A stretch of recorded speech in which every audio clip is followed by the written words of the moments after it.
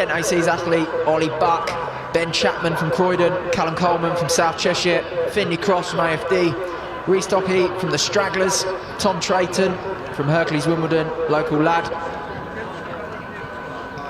Next up, we have Patrick Faulkner from Salford, Luke Gribbin from Oxford Uni, Elliot Manning from Sutton and District, Ed Hampton from Belgrave, Sam Harry, his stablemate, Sam Hughes, his unattached athlete, couple of athletes running out Belgrave, we've got Eddie Jodrell and Andrew Johnston.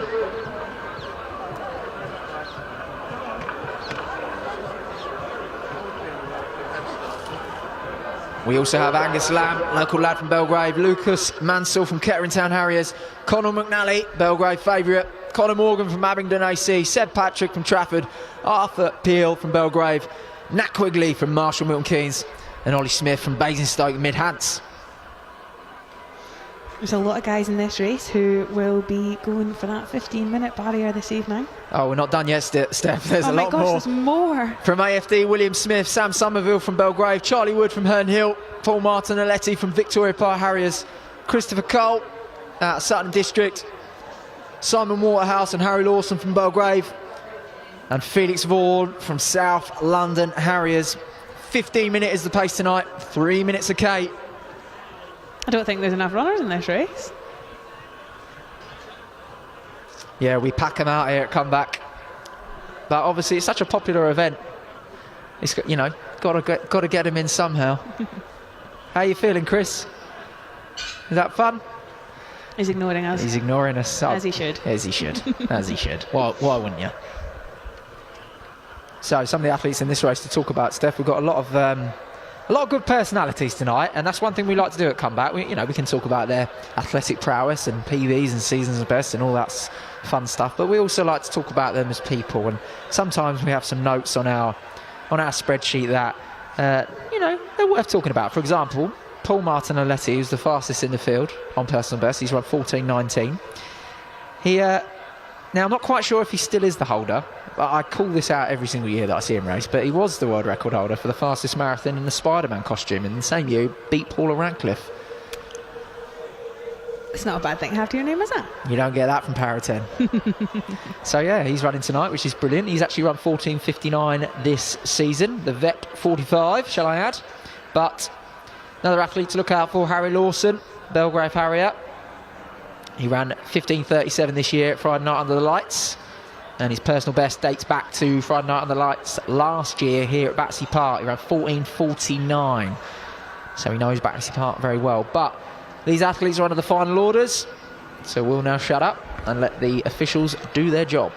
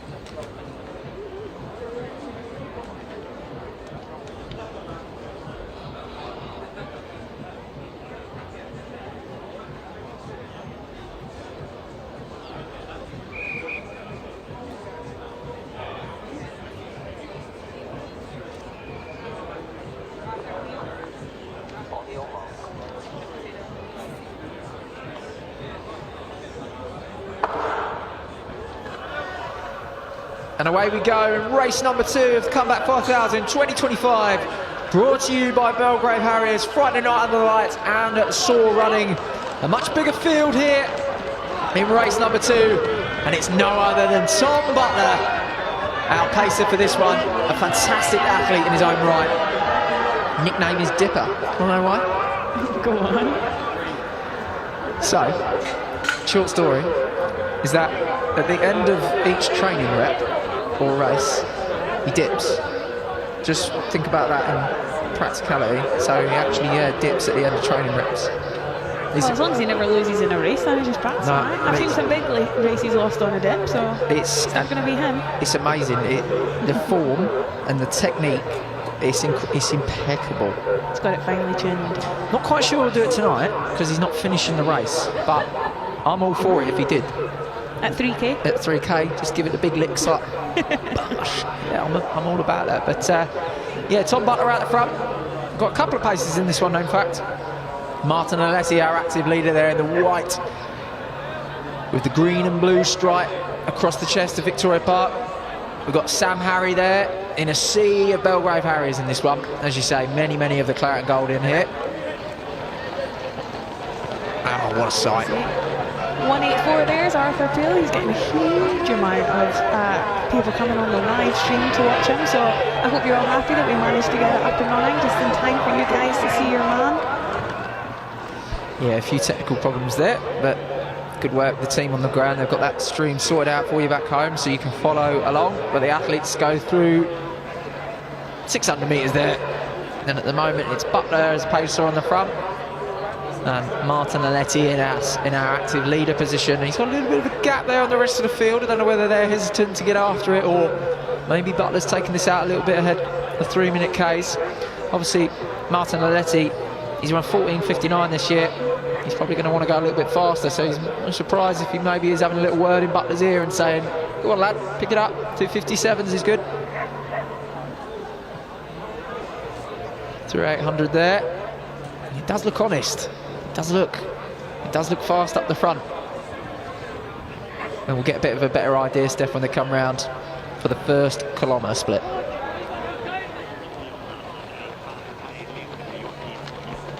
Except I can't quite see the clock from here, so that might be quite difficult.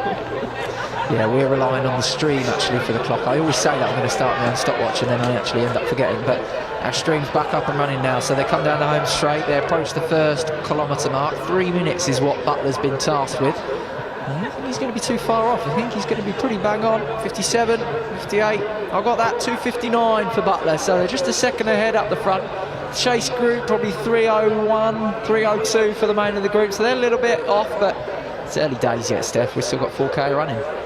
It is indeed. They look like they want to close it, so you never know. Over the next couple of laps, if they take their time and ease up there a little bit, we'll have one lovely long train again. One thing that we do have at Comeback every year, Steph, is obviously so many club athletes turn out, and it's a lot of them wear their club vest, which is great. You know, we see the races these days, for example, like a podium 5K. Most people don't wear their club vest. A lot of people just wear, you know, whatever they're bought on vintage that week. But for this particular event, it's always a sea of club vests, and we do see a lot of the Surrey League runners as well, which is obviously the local cross-country league at Belgrave, Wimbledon, et al. Are all part of. Do you enjoy seeing the club vests being donned? Absolutely. I don't think there's any better kit that you can wear in a race. I have to agree, Steph. I think it's great seeing the club ethos pushed forward. We've got a lovely train of 5 Belgrave up there. You can see them all in their claret and gold. Have you ever seen anything more beautiful? It's like seeing the UAE team with Pogacar just sitting in behind Yates as they approach the final mountain stage, but we'll see whether any of those Belgrave athletes can get up on the podium of this one, because at the moment it's still Tom Butler, our pacer, on the front. Paul Martin Aletti, the fastest known marathoner ever to run in a Spider-Man outfit, until I'm proved wrong, as our active leader. He's wearing the white cap backwards, and at the moment in second, our chase back is headed up by an Aldershot and Farnham District athlete. We'll get a number check when they come around this time. But the next split that we're looking for, Steph, is 6 minutes for 2K, and we'll have that next time round. Speaking of the Surrey League and our runners that are in it, I can see in this race we've got Eddie Jordal, and Eddie is, if I'm pretty sure I'm correct on this, would be the first man to score for the senior team that came through our junior setup, so showing that our club is, it's not just one that, you know, takes the seniors when they move to London for a job or finish university.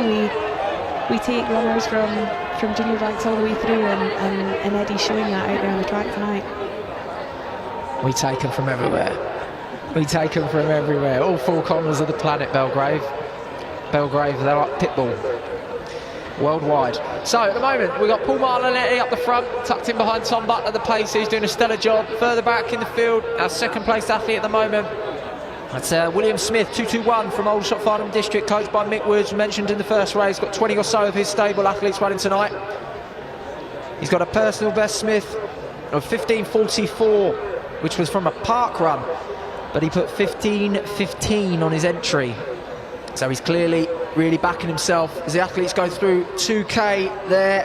6 minutes, bang on. I think that's 5:59, 6 minutes for Martin Aletti. So right on 14:57, 14:58 pace at the moment. And the rest of the field slightly outside, but those gaps are starting to form and the moves are starting to be made there. Third place, that's Sam Somerville, Belgrave Harrier. He's a sub 15-minute performer at best.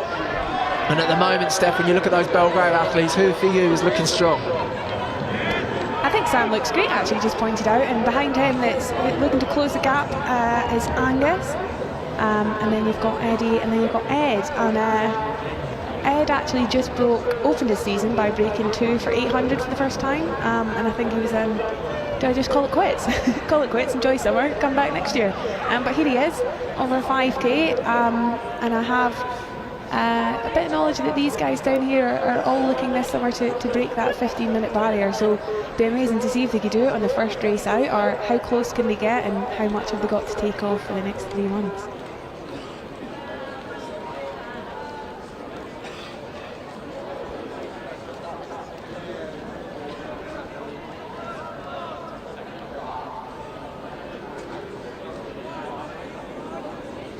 We've got a good group of 4 here working together for that second place in the race at the moment. It's your Aldershot athlete, followed by 3 Belgravians, and then a bit of a gap back to the rest of the field.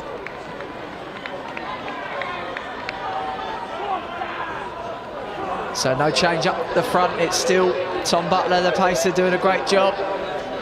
Paul Martinelletti tucked right in behind his slipstream, and it's William Smith from AFD heading up that little peloton of Belgrave athletes that does include Sam Somerville. We've spoken about him. Further back in the field, I can see Conor McNully in the white strip of Belgrave, because we do have 2 kits. Of course we do. The away strip doing really well further back in the field, but at the moment that chase group of 4 headed up by Somerville, they're now on the hunt, aren't they? They're really starting to chase down Martinelletti, but with an athlete as experienced as Martinelletti there, Steph, you know he's going to gauge it well. He's not going to use any energy needlessly. You know, he's not an athlete who's going to go out too fast. He's done too many laps of the track to do that, don't you think? Absolutely. He looks smooth as butter out there. So, Steph, talk me through this chase pack. Obviously, we've got William Smith from AFD and Sam Somerville on the front. Who are the other 2 Belgrave athletes that we should know about? So then we've got Angus Lamb and then Eddie Jordan, who I've just told you a little bit about, coming through from Belgrave as a junior, and he's out here ready to crush the 5k, sticking in with the guys ahead of him. Angus, I think we also have a little bit of extra info on. He's just come back from probably 3 months sabbatical, so that can either make you the fittest you've ever been, or make coming back to the track the most difficult it's ever been. But he's looking great out there this evening, so all going well. You mentioned Eddie Jordell there. We've got a little note here that he's a triathlete at heart, loves to front run and blow up in the last K. I mean, that's a tag you never really want, is it? But he's hoping to try and break 15 minutes tonight, and really, if he can just stick with this group and they can start to bridge that gap up to Martinelletti, that's where the 15-minute barrier is. It's almost like you watch the swimming on the TV and you see that world record line. That's what they need to be looking at and thinking, if I want 15 minutes, that's where I need to be. As if anything, Martinelletti is not letting up, is he? He's right on Butler's heels, and that chase group, it's just turned into 6. Yeah, he has, yeah. It's gone from 4 to 6. Felix Vaughan has joined the party there on the back from South London Harriers, St Mary's alumni. He's just joined on the back, looking cruisy. We've got a Croydon athlete in there as well. Angus is taking his turn at the front. So what's really lovely to see these guys doing is they're taking turns, aren't they? They're taking turns to try to close that gap up to the front. Can we get close? They're not giving up on that 15-minute barrier. They're trying to close themselves in, taking a lap and a half each. We missed the 3k split there, but with 4 laps left to run, it's still Martinelletti up the front with Butler as our pacer. Tom Butler doing a brilliant job. And now that chase group, just over the last 100 metres or 150 or so, has just started to split up. And now the key moves are being made. I can see Will Smith there from AFD right in the centre of the pack, covering the moves of Belgrave. But Martin Aletti is soon to have company, and we now have, with 3.5 laps left to run, we have a race on our hands, Steph. We do indeed. We've got Angus Lamb up there closing the gap. A sub-2 man himself from last summer. He's not given up yet, has he? With a sub-2 800 metres in your legs, you've got to fancy that, you know, that finishing kick, you know, running sub-60 pace for 400 for a couple of laps is not messing about, and over a 5k, that's really going to tell. So it's now Butler on the front as pacer, Martin Aletti, our long-time leaders there, Angus Lamb in second, Eddie Jordell doing well to try and bridge that gap. Will Smith of Aldershot Farnham and Districts there as well, further back in the field to Ben Chapman of Croydon Harriers. He's run 15.20 at podium this February. Further back to Felix Vaughan, and it's now Sam Somerville, the Belgrave Harrier, who's just feeling the pinch a little bit. 3 laps left to run, 1,200 metres in this one. And he's still got a pacer there to follow. It's not often you get taken around that far, but it looks like he might be ready to step to the side on this lap and let the racing go. Angus, there we go, you got a new leader for the first time in this race. Angus is just taking his spot behind the pacer. And we got a group of 4 up front. Here we go, we come down to the last kilometre, so we want 12 minutes at 4k, that's 15-minute clip. I think they're going to be a little bit out at the moment, that's 12 minutes on the clock now, so let's see as they go through with 4k. Tom Butler, our pacer on the front, I clocked that at about 12.06, 12.07, so they're a little bit out 15. They're really going to have to rally hard if they want a 14 on the clock, but at the moment we have a new leader. It's Belgrave Harriers 1 and 2, Angus Lamb and Eddie Jordell. Don't rule out the youngster there in third of Aldershot. Will Smith's done a real smart race and covered all the moves. Paul Martin Aletti, the experienced vet 45, has been our long-time leader. He's now in trouble. He's now on the back of the group. And further back to the Croydon Harrier of Ben Chapman. But right now it's looking like a race of 4 as we come down with Butler on the front. 800 metres left to run. Tell you what, it's not often you see a pacer help the guys out this far into the race. You've got Angus sticking right on the back of him. And now we've got a gap. This is Tom Butler-esque in his full glory. He'll do anything to help anyone, and he's doing that tonight. He's literally, he might as well win it from here. I think he'll revel in the fact that he's right out the front, but he's dragging Angus Lamb away from this field. Eddie Jordell there in second to come down with 600 metres to go. This is where Sam Stevens is race number 1. This is where he turned on the afterburners. So Tom Butler steps aside and says, go on lads, I've set it up nicely for you. So it's Angus Lamb out in front, the Belgrave Harrier. Second place, Eddie Jordell. He's got company in the youngster from Aldershot, Will Smith.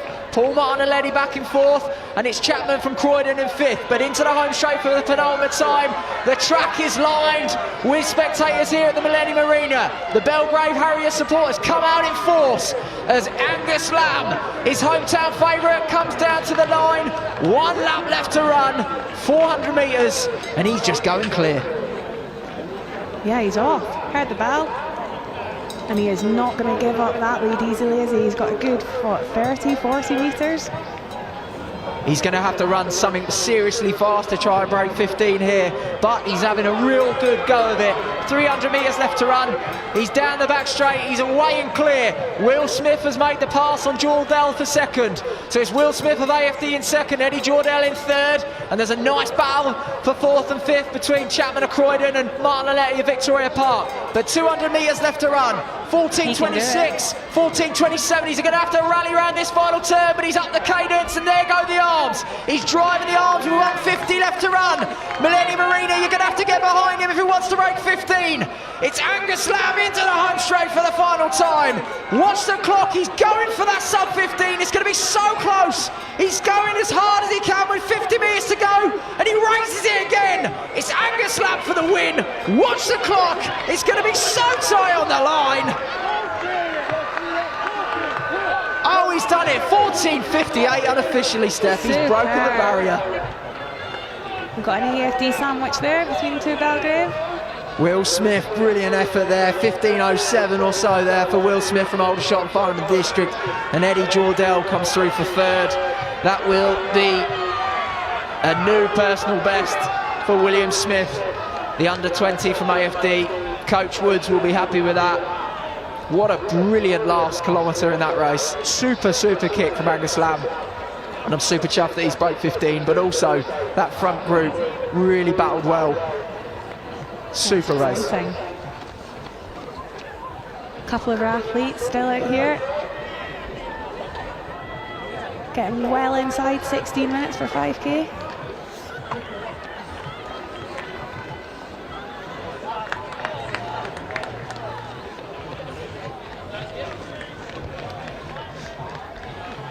Don't mind me, Steph. I was just putting my order in with Steve Gardner for some food and drink, so it'll be interesting to see what is delivered to us. But as this race concludes, that's 2 races down in the Comeback 5000 2025, brought to you by Belgrave Harriers, Friday Night Under the Lights, and our title sponsors for this year, Soar Running. Interestingly, Steph, this is the 5th year of Comeback. If we go back to year number 1, when we did it during COVID, when we weren't allowed spectators, you was only allowed registered coaches.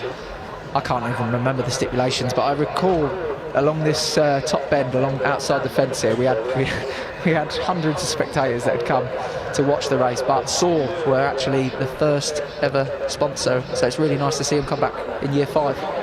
It is indeed, and their kit is lush, so our pacers have done well.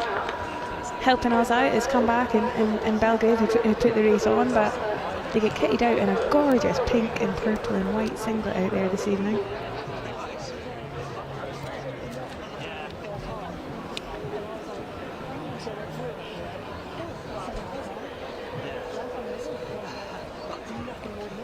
Next race this evening is the first of 2 women's races, or B race if you like, but in any other meet this could be an A race. There's a lot of talent in this. Yeah, it's absolutely stacked, Steph. You're right. I mean, comeback's grown over the years, but this is the first year I'll put myself out on a limb here and say that I don't think I've ever seen a women's B race this stacked. Now, there's a whole host of women that have already broken 17.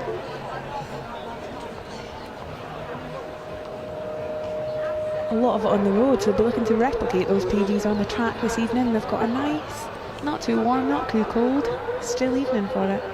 So we're going to bring you the results here of race number 1 of the Comeback 5000, brought to you by Soar Running. In 3rd place, it was the Bedford and County AC athlete Edward Whiting. He ran 15:38. Just ahead of him in 2nd was a long-time leader from Hercules Wimbledon, Andrew Merry, with 15:32. And your winner of the first race from City of Norwich, it was the fastest in the field. He ran 15:21. It was Samuel Stevens. And we'll bring you all of the results as they come, but you can find the results online at Open Track. And you can also watch this live as well on the Friday Night Under the Lights YouTube, along with our live chat. What's the live chat saying? It's saying that my dad's got it on the telly back home. Oh yeah, where's he watching from? Oh, they'll be watching from Scotland. Interesting. Hello. Right, Steph's dad. She's doing fantastically well.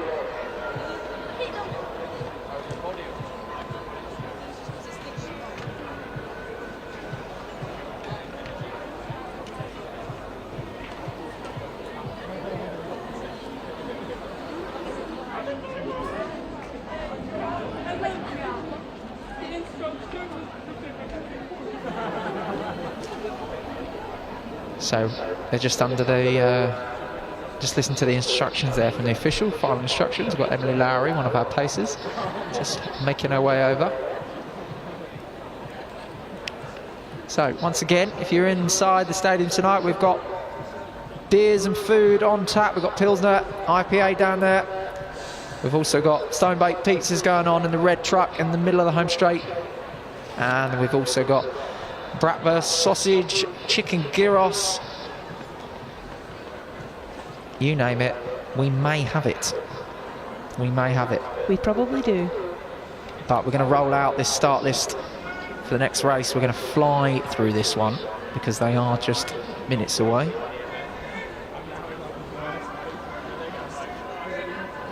So from the inside out, opened her season with the 2:26.800 at Watford recently. Lucy Austin from Belgrave. Chloe Baker from Thames Valley Harriers. Nancy Bowley from Belgrave, joined by her stablemate in Emily Bradley.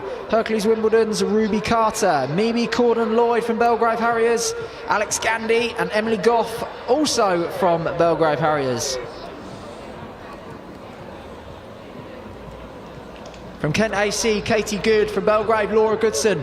From Wirral AC, Isabel Hodder. Belgrave's own Georgia Holden.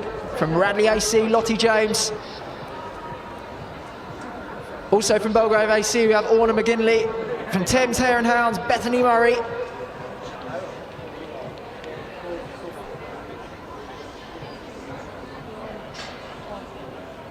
From Beds and County AC, Lauren Nichols.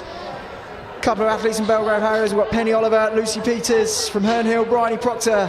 Georgina Revelat, Clapham Chasers. Sarah Reisman from Belgrave. Kitty Shepherd Cross from Belgrave. And I'll finish the rest of this start list once this race gets underway.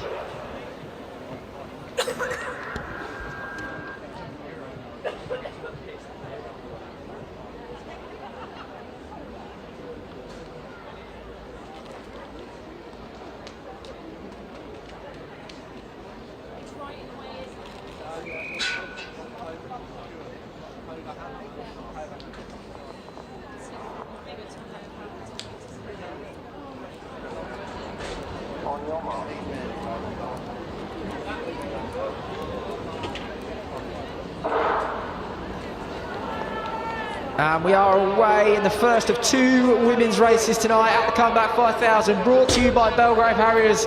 Friday night under the lights and Soar running. Millennium Arena for the first time tonight. Let's get behind our female athletes. So there's a few athletes there, Steph, that we missed off the start list just because obviously the athletes were ready to roll. To round off that start list, we've also got from Thames Valley Harriers, Lara Sterrett, Evie Warren running out of Guildford, Sarah Winston from Southampton, Karen Jiang from Belgrave, and Imogen Matthews from High Athletics Club. Alongside, we also have Oxford Uni's Zoe Neusterlein and Darja Notkova Hanley, the 18-minute runner, running out of Lewes AC. So, big field in this one. We have two pacers. Emily Lowry is your front pacer, and she'll be joined by Orna McKinley as the second pacer. And we have in here Steph. We've got to talk about her, Mimi Corden-Lloyd. She was on comms last year. I know, when I let her down, I didn't get under that 17 minutes, did it? So I made a very stressful watch. So I'm hoping she does the reverse for us tonight. Look, it's a fun race. This is where comms at Comeback can get you. One year you're doing comms, the next you're in the race. The sky's the limit. It's indeed. I'm 5 years in and I'm yet to run this race. I'm gutted. I wish I was out there. I wouldn't want to be in this race though, because I'd be dropped straight away. I'd want to probably be in like the 11 AM race or park run, something like that. Park run in the morning, come back in the evening. We've got Emily out here. She's taking it, her women through 80-second laps. So it's 16:40 pace, which I think for the majority out here would be a great PB. I think we've only got a couple of women here that have run under 16:40 on the road. Yeah, that's right, Steph. I've got on my sheet here, we're looking at about 3:20 a K that we're after. So Emily Lowry will be cruising at that one, but fastest in the field on paper, on personal bests, is Katie Good out of Kent AC. She's got 16:32 on her card. And 18:21 this season, so read into that what you will. But Ruby Carter, she's run 16:38 this year, so she's in fine form.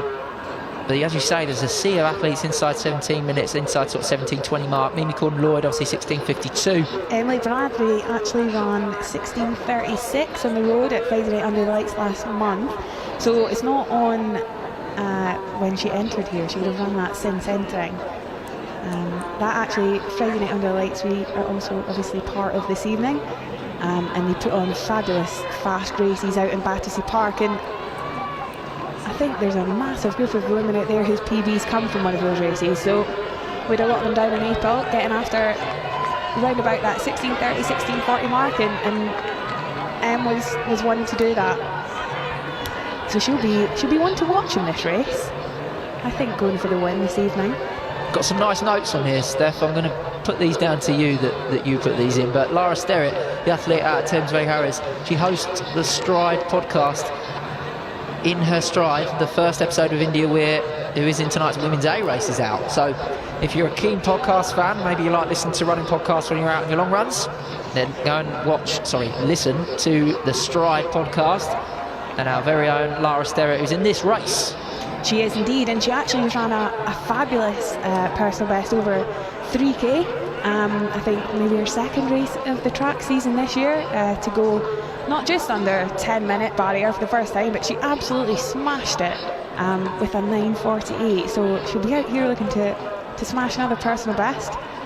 I'm just looking to locate her. She should be in pale blue.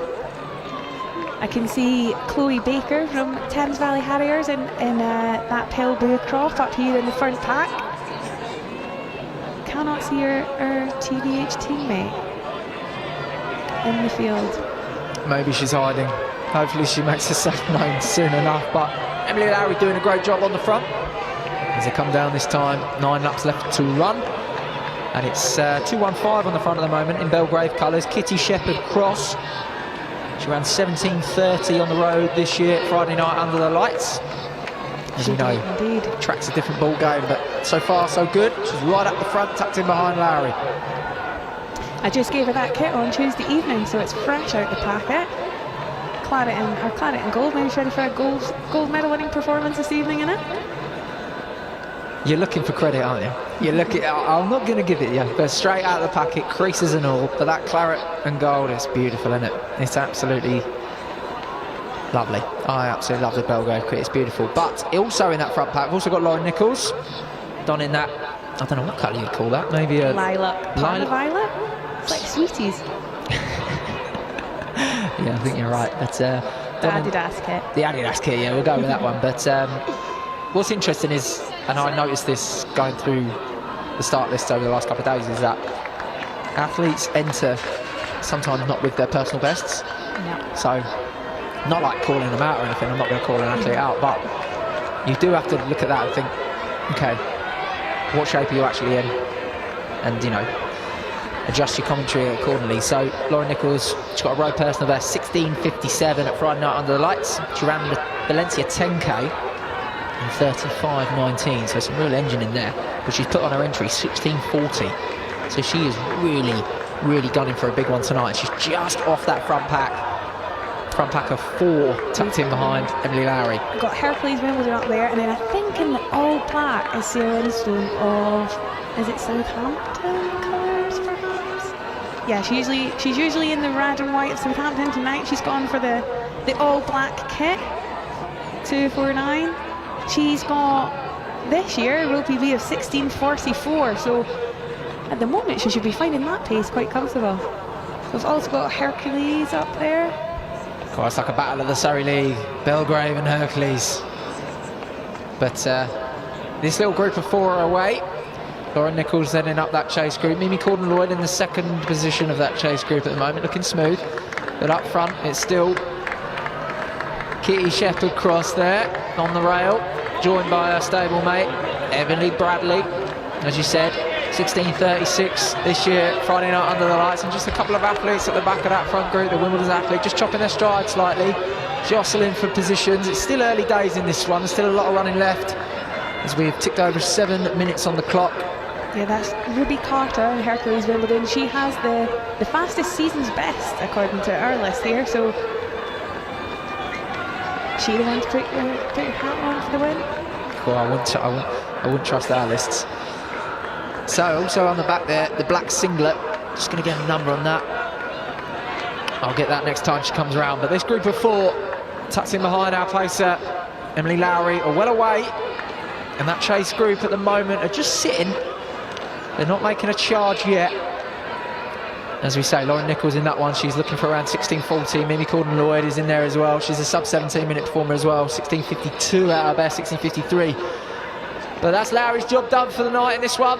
So it's now over to the athletes. This is where the race really gets underway. When the pacemaker steps aside, mentally it just changes tempo. Everything changes. You bank all your chips on the pacer and say, look, all I've got to do is focus on the back of them heels. But when they drop out, it's all over to the athletes. And sometimes that little bit of pressure can really make its way down to the legs. That's 2:49 in that group in the black singlet. That's Sarah Winston. We mentioned her, 16:44 on the roads this year. She runs out of Southampton, the Vet 35.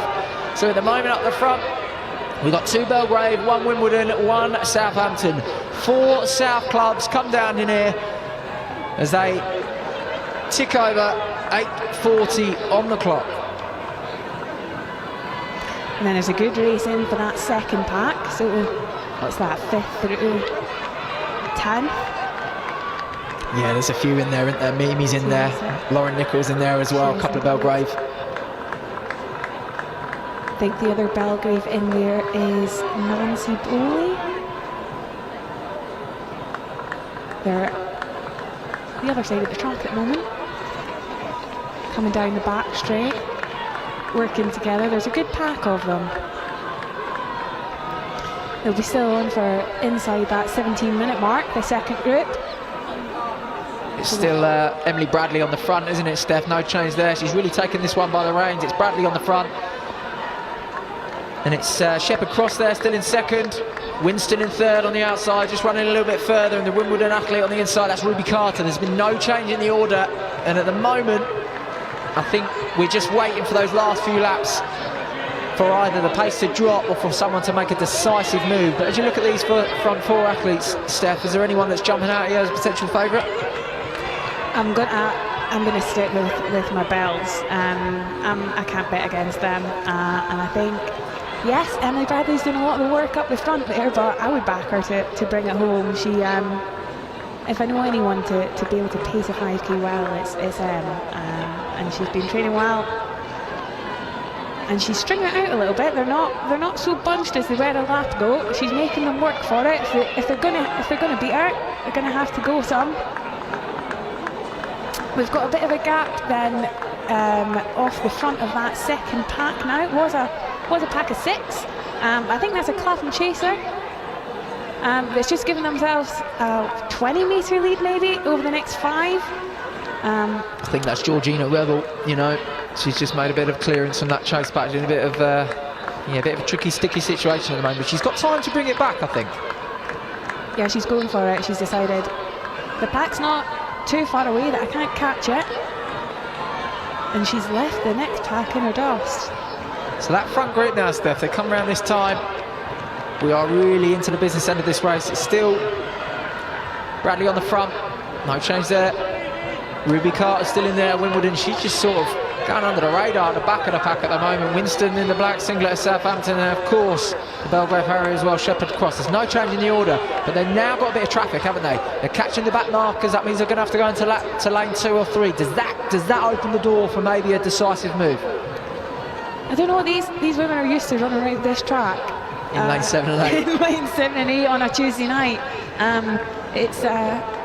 It's as busy as it gets when you come down here and you train in the heart of London. So they're more than used to taking people over.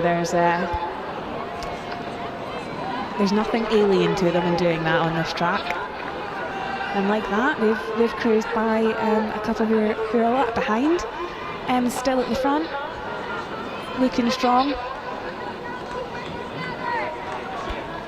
Yeah, just starting to feel the pinch a little bit, I think, just at the back. And just as I say that, she just gets back on. Winston, the Southampton athlete, just led a couple of metres up to Ruby Carter, but she's right back on the slipstream as well. So single file, it's still Bradley on the front. Shepherd Cross there in second, Ruby Carter in the yellow of Wimbledon. She's looking dangerous to me, not to put any pressure on her or anything like that, but she's looking really strong. She's really gone under the radar, hasn't taken any of the lead, covered all the moves. And then in 4th in the black singlet of Southampton, that's Sarah Winston. As I say, she's run 16:44 this year on the race. She's really in and around that mark at the moment with 3 laps left to run, 12:42 on the clock. Our second pack continues to split up. We've got, I think that's Evie Warren. She's 17-11 athlete this year. She's pulling another athlete away with her from the big of the second pack that we've got there then, with Mimi and Nancy and Lauren all working together to not let them get too far ahead. So down that back straight, we're going to approach the final K now, 4K mark, 1,000 metres left to run. It's Emily Bradley on the front, Kitty Shepherd Cross there for second as she just starts to take the lead, and it's Ruby Carter of Wimbledon just following the moves as they hit 4K. Let's have a look at the clock, about 13:24 We are bang on the money. We're bang on 16:45 pace. That's the pace we were looking for tonight. So we're now down to a race of 3. Winston from Southampton, I think the day is done there for a podium. But up front now, a new leader is Shepherd Cross on the inside of the claret gold of Belgrave. Stablemate on her shoulder in Emily Bradley. But have a look there in the yellow of Wimbledon. Ruby Carter gone unnoticed the whole race. Not taking the lead once tonight. And they come down with 800 metres left to run. We've got, what, 2.5, 2 minutes 40 left of running. We had gave up her lead there for, I think, a max of about 200 metres. She's having absolutely none of it. She's gone back to the front. And these girls are going to have to work hard if they're going to beat her. Yeah, she's taking it back up, and it's Ruby Carter of Wimbledon who's followed the move into second, and it's now Shepherd Cross in Belgrave colours who's now being asked questions of the moment she's covering the moves. Down this back straight for the penultimate time, and on the outside, Ruby Carter of Wimbledon looks like she's chomping at the bit to take it up, but it's Emily Bradley on the rail holding her out. Shepherd Cross there in third is still in contention. Further back to Winston of Southampton, and it is the Clapham chaser there of Georgina Revel, who's run really well to try and bridge that gap, but 600 metres left to run. 14:44 on the clock, and for the first time tonight, the yellow of Hercules Wimbledon hits the front. Ruby Carter hits the front, and it's Shepherd Cross who's covering the move, and Emily Bradley just falls back to third. 500 metres left to run.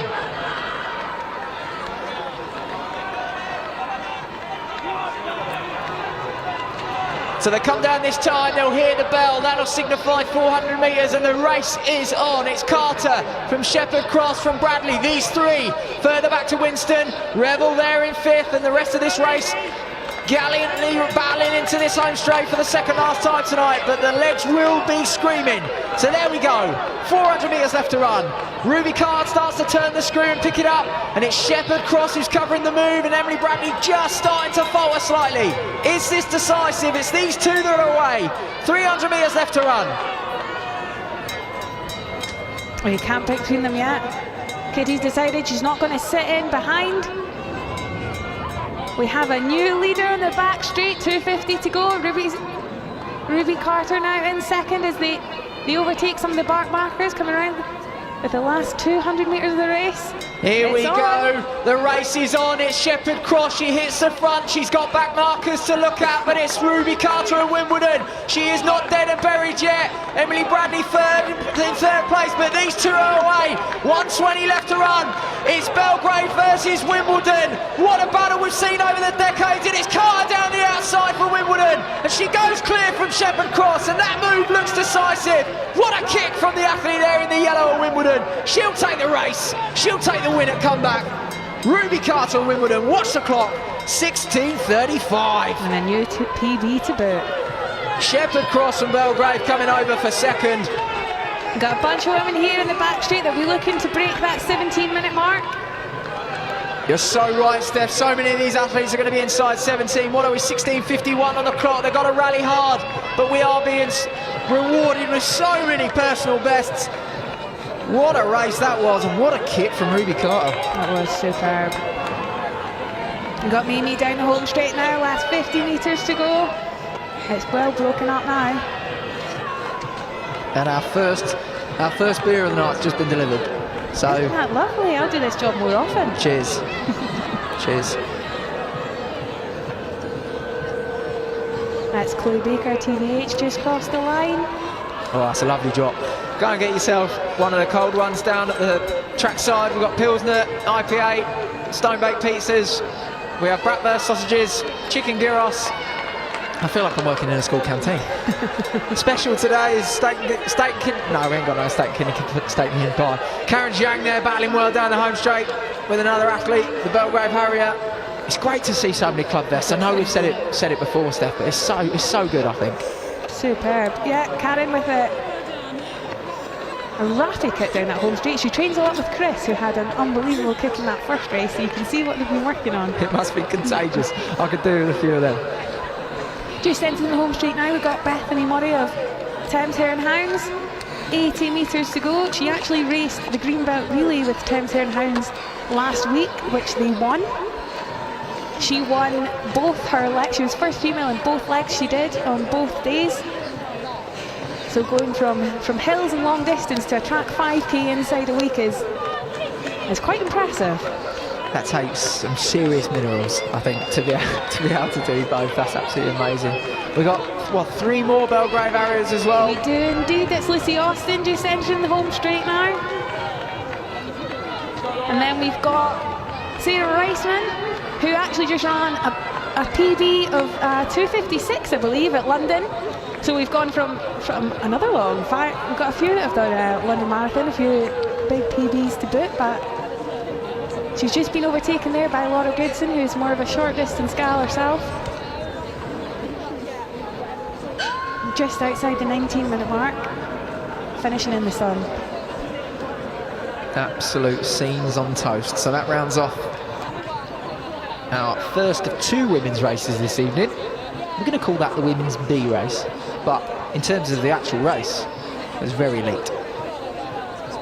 It was superb. Well done, ladies.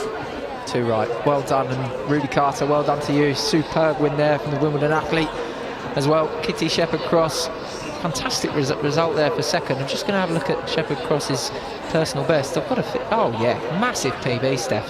Yeah, you know why that is? First time out in claret and gold.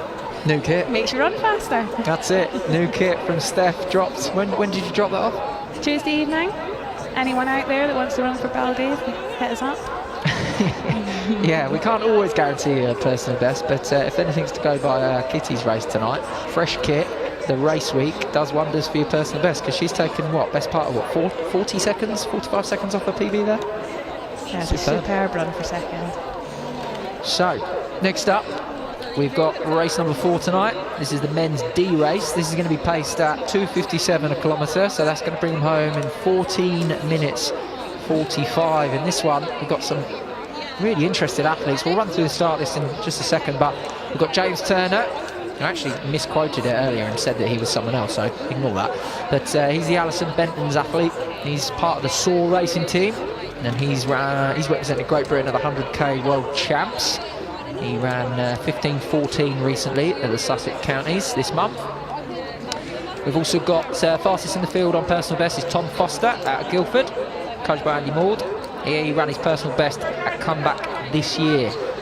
Comeback last year. He was second exactly a year ago.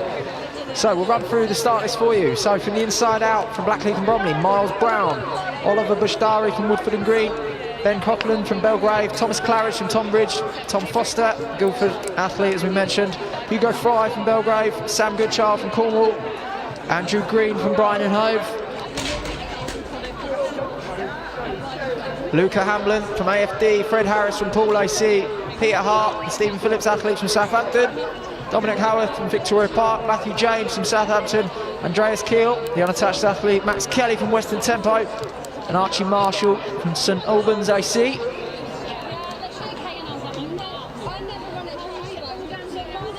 So a good field in this one, Steph, and we're looking at 2:57 a K. We've also got from Belgrave, Rian Macaulay, Adam Milbury from Victoria Park, George Morris, the AFD athlete, joined by Jacob Pearce, and Mills, Matthias Reinfields, Alexander Rowe from Thames Valley, Larry Ryan from Belgrave, and Connor Charisse from Woking AC.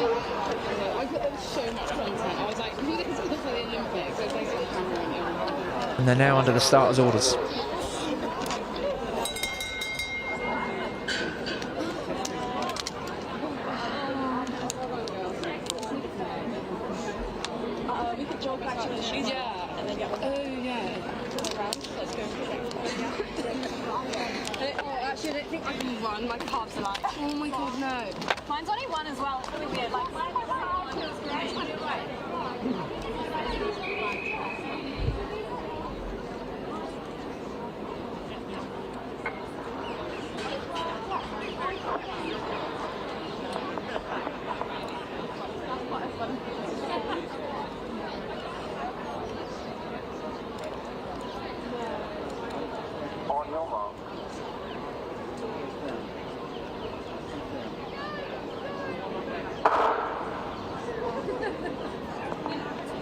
So we are away in race number 4, the Comeback 5000, brought to you by Belgrave Harriers. Friday night under the lights, and Soar running in this one. We have Joe Wigfield, fresh off a 3:37, 1500. I think he was in Austria just a couple of nights ago. And Tom Butler has come back for a second pacing job of the evening. And we want 2:57 a kilometre. That'll bring him through in 14:45. A couple of athletes that we missed off the start list. We'll run through them during this race. But as I say, fastest on personal best, Steph. There's Tom Foster, he's run 14, actually no, apologies, I'm going to correct myself. We've got the German athlete, Andreas Kiel. He's run 14:27. I did a little bit of research on him earlier. I couldn't quite find that result, but I'm going to take it for gospel. Yeah, Tom Foster looks like he might be the fastest this year so far. Yep, 14:50. Second at comeback last year. Yep, 13 months ago. I remember commentating on that race, and yeah, he ran a fantastic race, and you can see him right just after halfway in this one in the green singlet at Guildford, coached by Andy Maud, a prominent figure in the Surrey League and a thorn in many of the Belgrave Harriers side. But at the moment, up the front, we've got Thames Valley Harriers. We've also got bib number 198, that's Emils Matthias Reinfelds, the Latvian athlete. Tried to do a little bit of research on that athlete there. It's always difficult when you get athletes coming across from Europe because they don't have power 10 in Latvia. But he's run 8:39 for the 3000 last year. That's about as much as I could find, and he's sat in second there, donning a almost David Luiz Brazilian centre half haircut-esque. That's a great lock of hair, that. Beautiful. Superb hair and superb shorts. Yeah, hair and giving shorts. Henry Hart a run for his money with some wild shorts out there. Yeah, I mean, if you're giving Henry Hart a run for his money when it comes to wardrobe, I think you're a special individual. But through 800 there, Joe Wigfield doing a great job on the front. What's that, 2:20? So 70 seconds, 71 maybe through that second 400. But at the moment, it's Thames Valley Harriers on the front. That's bib number 209. That's Alexander Rowe. His personal best of 15:08. That dates back to the road in 2022. So it's been a little while since he set a personal best, but he's well ahead of that mark at the moment, operating well inside 15:22. And Steph, a lot of these athletes, as we said in the earlier part of the evening, a lot of these athletes play personal best stand on the road, and you know, with the new technology in the shoes and how fast a lot of the road races are now, especially around this part back, you know, how do you think that translates to the track? Do you see it as easily transferable, or do you see it as two completely different events? I think they're completely different. I think until you get up to really close to the world-class standard, when they're just running paces that I can't quite comprehend, then it's actually easier and faster to run on the road. You get so much back from the shoes. So I actually think 5k in the track's harder. That might just tell you that I'm slow. But it's a completely different event. It's raced differently. It's paced differently. And this is the first race, I think, this evening that we've not had it split up into groups early on. We've got every single one of our athletes in a train within about 40 metres. Yeah, you're right, Steph. It's really good to see, and I think that really speaks volume of the job being done by Wigfield up the front, and Tom Butler further back in the field as our second pacer. It's clearly an honest pace as they go through there. 4:08, 4:09 on the clock, 9 laps left to run. And at the moment, it's still Alexander Rowe, the Thames Valley Harrier, in the sky blue on the front. Who have you got for the win this evening in this race, Lloyd? Oh, it's early. It's early days. Early days, Steph. Well, Larry, one of our Belgravians in there, is right in the middle of the pack. He's got a cracking tan, just back from a bit of training in Portugal. Has Costa del Algarve, was it? Absolutely, yeah. There's a couple of them out there. Actually, just on his shoulder is Ben Coughlin, one of our Irish contingent. He was also out there. Less of a tan, I suppose that's the Irish in him. But my inside info from the lads team, the Belgrave's Owen, tells me that Larry's previously said he would beat anyone in a fight in a 5k. So he's in the middle of the pack now. Has he got a win in him? I really don't quite know what to say about that. He would win in a fight or a 5K against anyone. That's a big statement either way. Is there a difference?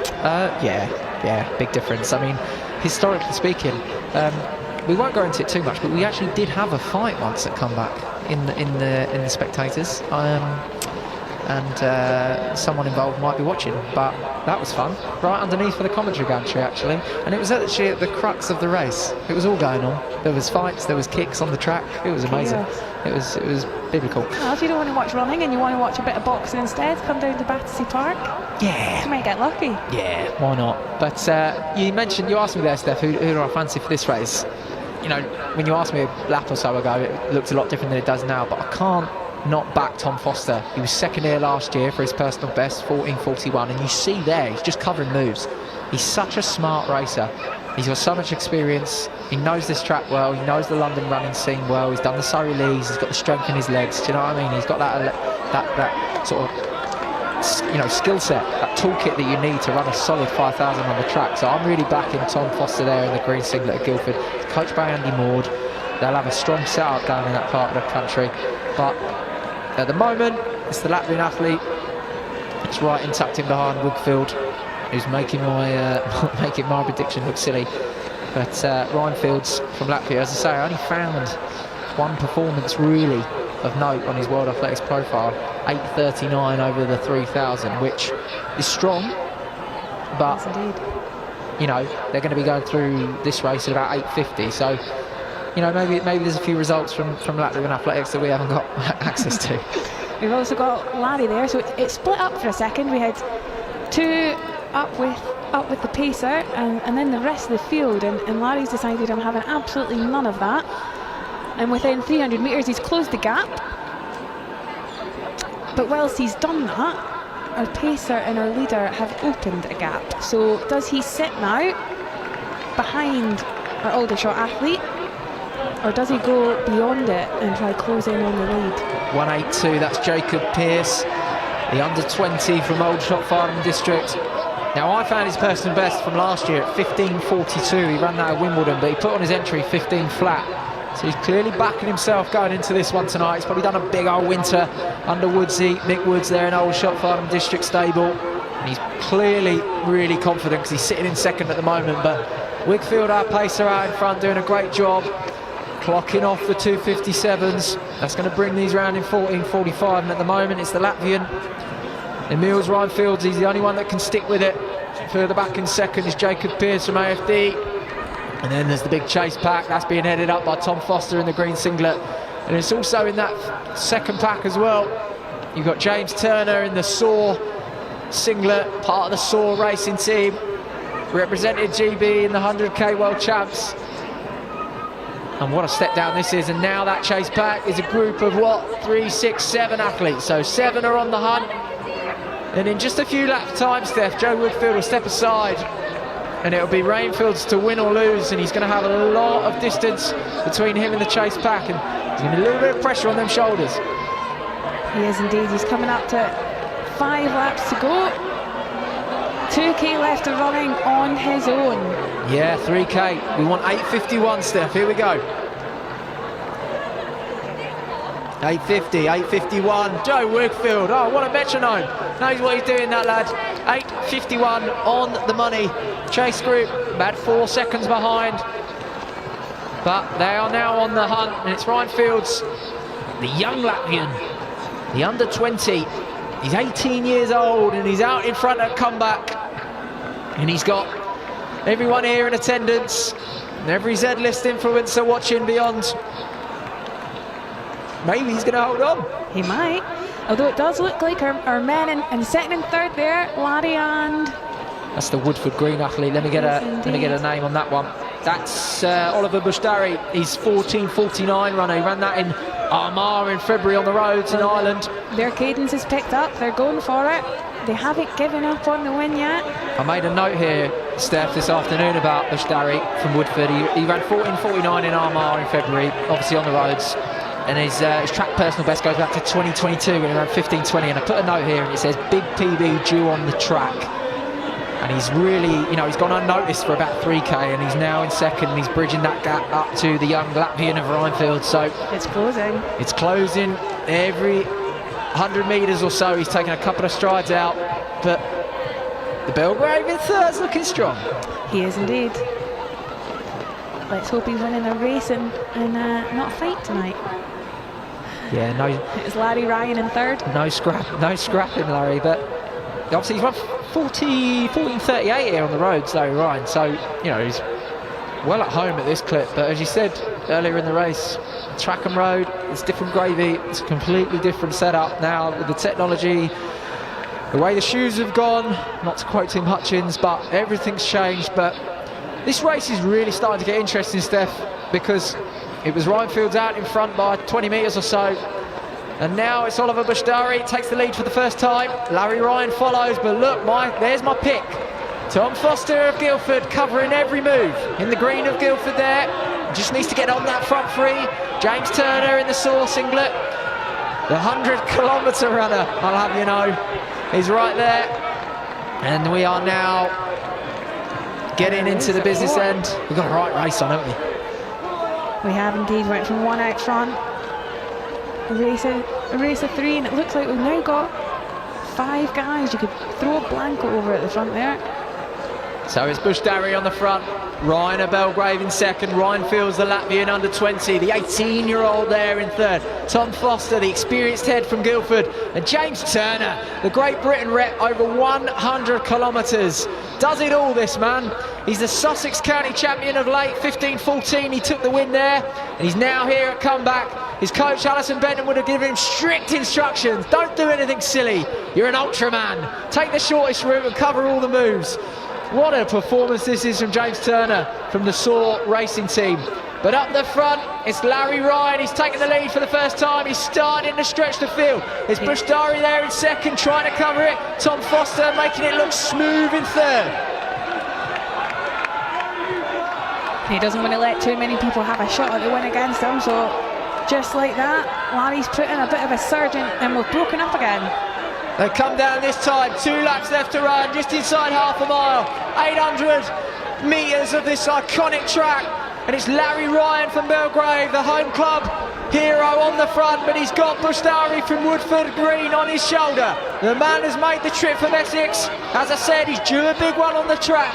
He ran his personal best in Armagh in February of 14:49, and here he is right on the shoulder there of Larry Ryan, and he makes the pass, and it's Bushdari now back into the lead. So down they come with 600 metres left to run. It's Bushdari in first, Larry Ryan there in second, Tom Foster in third, James Turner, the Ultraman, right there in fourth. There's a bit of a gap between Foster and Ryan, but it's going to be a right battle over this last lap, Steph. It is indeed. We've got 500 metres to go. You can hear the shouts down on that home straight, and Larry's not giving an inch for the win. He's holding on. He said before the race he'll beat anyone in a 5k or a fight. Well, you're in a bit of both, mate. You're in a 5k, but you've got a fight on your hands, because Bushdari, the Woodford lad, is really turning the screw and taking it to you. So through they go with 1 lap left to run. It's Oliver Bushdari, the Woodford man, in the iconic loops, green and white of Woodford Green and Essex ladies out in front. Belgrave Harrier, Larry Ryan in second. There's nothing between them. You can throw a blanket over the two of them, but these two are away. Back in third is Tom Foster from Guildford in the green, James Turner in the Soar singlet in fourth. But up the front, this is where the business is happening. 250 metres left to run. It's Bushdari from Woodford, Larry Ryan there in second, 200 metres left to run. This is where it's going to be won and lost. Final kicks being prepared. Who's going to go first? Is it Bushdari? Is it Larry Ryan? Ryan pulls out onto the shoulder. Is he going to make the pass? 150 left to run, and he's gone for it. Bushdari's holding him out. 100 left to run. They're into the home straight. It's Bushdari on the rail. Larry Ryan down the outside. Neck and neck in this one. Woodford versus Belgrave. It's going to be a photo on the line. Bushdari takes it. Larry Ryan for second. 14:47 for the win. It's Tom Foster for third. James Turner comes through for fourth. All inside 15. Wow. Wow, indeed.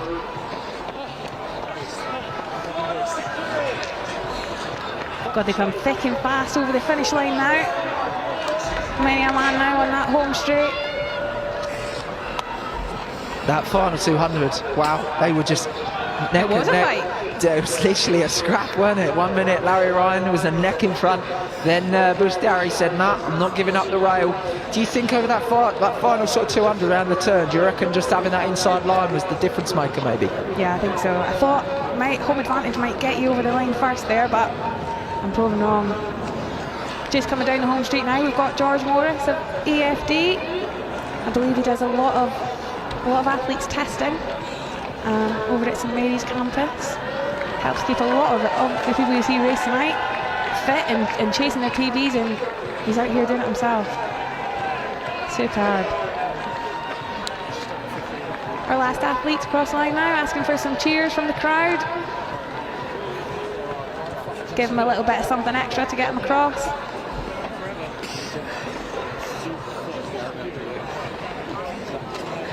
Wow, that's us, halfway through the night of comeback.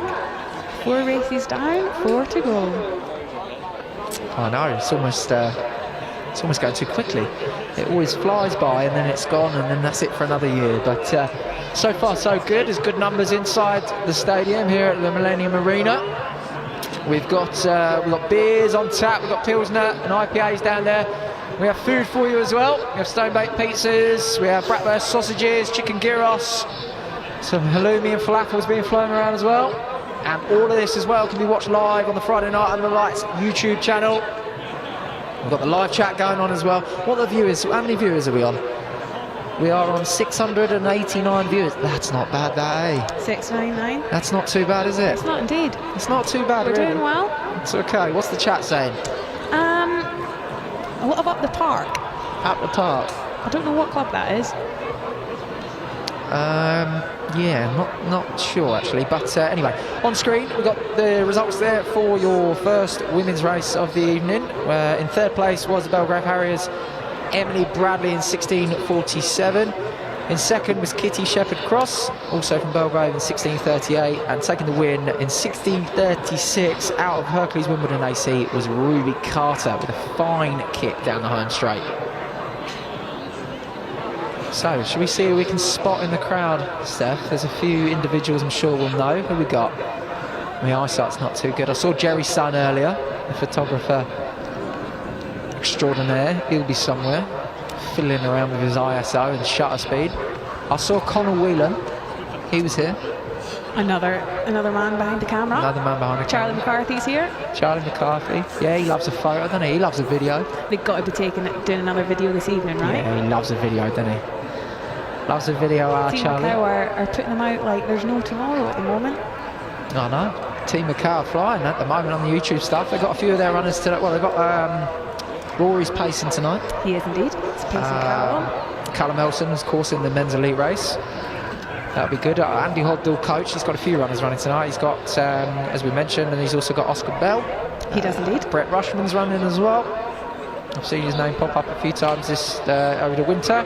Rushman absolutely flying over the winter, so it'll be interesting to see what he can do tonight. But next up, we are back over that top bend for more 5,000 metre action. So this is race number 5. We're going to be placing this at 14:35.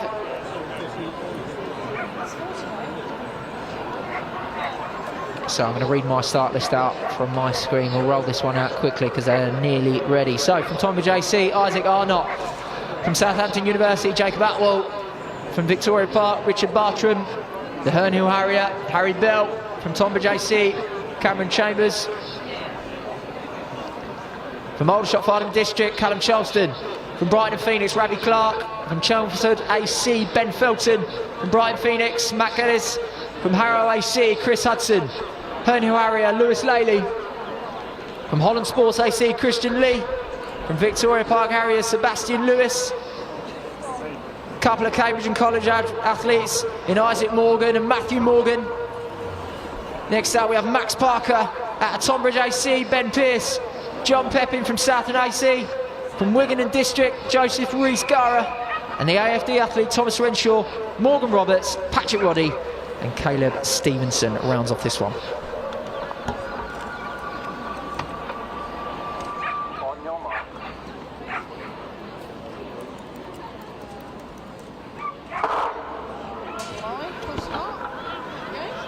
Away we go in race number 5 of the evening. This is the Comeback 5,000 brought to you by Belgrave Harriers. Friday night in the lights and Soar running. Solid field in this one, Steph. Paced by Henry Hart, who we saw earlier in the first race of the evening. But up the front early doors, it's Henry Harriers, Morgan Roberts. It was his birthday this week, him and his twin brother. So I hope he's not nursing a hangover for this one. He's had a good solid winter over the half marathon and the 10k on the roads. But in this one, we are looking for 2:55 a k, and that'll bring these lads home in 14:35. Looks like a lot of them wanting to get on that pace. We're out in lane 3, I think, coming round the second bend. But Henry Hart pacing again. He'll do a cracking job. And he'll string these guys out until they're in a lovely train for coming up to 11.5 laps to go. I think this might be the only race without any Belgrave Harriers in it, so I'm going to have to pick a win from a different club. Not sure how I feel about it.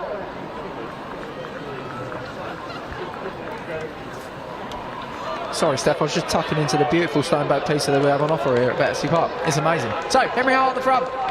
Morgan Roberts there in the black and red of Herne Hill. You'd have seen that many and many a time racing down here or at Surrey League Cross Country. Athlete to look out for. Fastest on the field in the field is Callum Charleston, 14:31 on his card.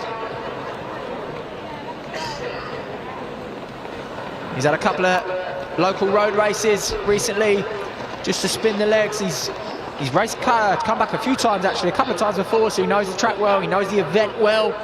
He's in good shape. He's going to really want to push that envelope tonight on that 14:30, 14:35 mark. So at the moment, we're all sort of single file, more or less, which is a good sign in a 5,000 metres race. It means that the lads are honest. It means that the pace is doing a good job and they can just tick the laps off as they come around 800 metres into the race. And it's still Morgan Roberts on the front. I can see Callum Charleston there, the tall figure in the old Shot Farnham district, the iconic red, white and green there, as we've seen over decades at national road relays, national cross-country relays. You can see the two brothers there, the Morgan brothers from Cambridge and Coleridge. There's a lot of love in the chat for a man in second at the moment. Caleb Stevenson, another AFD athlete, however not in the red of his club. Caleb Stevenson, actually originally ran for a club called Louth AC, which is a club in the east of England, near Lincoln. I used to run in Louth when I was about 10 years old, and there's not a lot going on up there other than fields and hills and cross country. So he now runs for AFD, but he would have been running over those muddy fields as a junior, that's for sure. And then he's coming into this race with a big PB in Armagh, 14:36 he ran there in February this year. Also got Ben Felton in this race. Runs out of Chelmsford AC. He's running there in the Soar singlet, almost sort of rainbow colours, sort of tie-dye vibes going on. It's a beautiful singlet. Yes, indeed. I like one of those myself. Hint, hint, if you're listening, Soar team. If we could go, ladies' cut just up here in the commentary ground, Chief. But Ben is a great runner in his own right. Ran London Marathon recently. He's known for his YouTube channel. Ben is running. He's not got a camera on his head. No camera on his head. He doesn't. Sometimes on taking it seriously this evening. Yeah, sometimes in the old road races, you see the YouTubers have a camera fixed onto their heads or their hats, but not in the track race. I'd like to see that in the track race. That would be quite a good POV, don't you think? You think so? Yeah, I think it'd be something that I've never seen before. That's the joy of 400 metres. You can see them the whole way round. Yeah, true. I meant for like people that aren't here. Obviously, I can see them. I get that. That's fair. But this race is stringing out nicely. It's still single file. Henry Hart still on the front. As we say, we want 2:55 a k.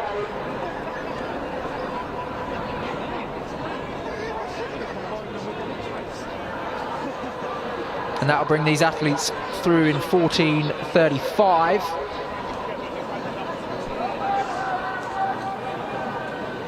It's a great support down here at Battersea tonight. Some big numbers inside. I honestly don't believe people are here, but year on year this event just grows and grows. Big shout out to Steve Gardner and the Belgrave team, also Node and the Friday Night and the Lights team as well for helping get this off the ground. Massive thank you to our sponsors, Soar Running, for the financial backing to make this a reality. Obviously me and you, Steph, we are loosely part of the organising committee, and it's money, isn't it? It's always money to get these things going. If you've got coin and you've got ideas, you're laughing. If you've got ideas and no coin, it's not happening. No, you're crying. You're crying. So right tucked in behind Henry, we've got a Herne Hill athlete. I believe that's Harry Bell. He's got his eyes fixed on the back of our pacemaker, letting him do the work for as long as he will. And he's leading the train.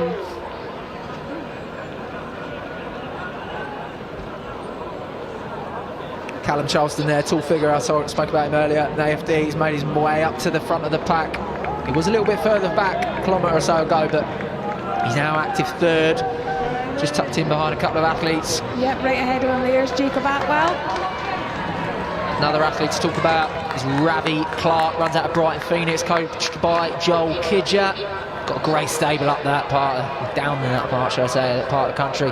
He's done really well this season actually. He's run a personal best over the 1500 this month. He ran 3:58. His personal best on paper is 15:36, but he put 14:40 on the entry, so he's clearly in some shape if he's running 1500 metre PBs and putting a big time there on the entry. So one to watch, that's for certain. He's bib number 37. For this front group, Steph started to get away a little bit. We mentioned Ben Felton earlier on. He's in that chase pack, just second in that chase pack. But they're about 6 or 7 metres adrift at the moment at this front pace. Ben's having none of it though. He's gone to the front of that second pack and he is swiftly closing the gap. Do you reckon he heard us? I think he might have, yeah. He thought, no. Not today. Not today. Shut up, Lloyd. I'll show you. I'll show you. 100 metres later, the gap's gone. That's it, Ben. Cover the moves. Oh, I can't coach from up here, can I? So Henry Hart doing a brilliant job up the front. At the moment, that's Harry Bell. Runs out of Herne Hill, the 19-year-old from Herne Hill Harriers. He ran a personal best on the roads of 14:44 at Bristol Track Club in April. I was emceeing that one. He ran very strongly that day. He's got about 10 or 12 athletes right in behind him. There's a long way to go in this one. I can also see Patrick Roddy there coming down our home straight, runs out Cottage. I won't read the note on that one, Steph. I'll let you read that one if you like.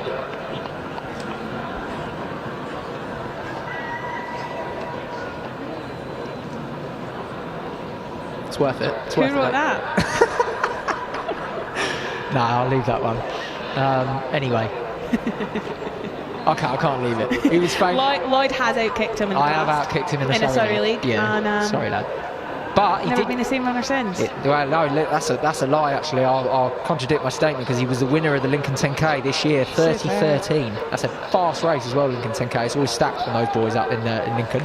Caleb Stevenson, we spoke about him. He's PB and Armagh, 14:36. He's one to watch in this one. Bib number 8, Richard Bartram, Victoria Park Harrier. He's run 3:50 for the 1500 last season. Very nice. A lot of love for Vicky Park on the chat. A North London hub. They'll be loving it. They're always on the chat for comeback. Those boys. Venturing south of the river to give comeback 5k. Right, good go. That's it. They've come into bandit country for tonight's race. But Bartram, he ran his personal best at comeback last year. He was 6th at this event just 12 months ago. And I think having a little bit of that race experience with the event, it's worth a couple of seconds. I think it's really important. Absolutely. We've got a change in lead by the looks of it out front there. I think that's one of the Morgan brothers.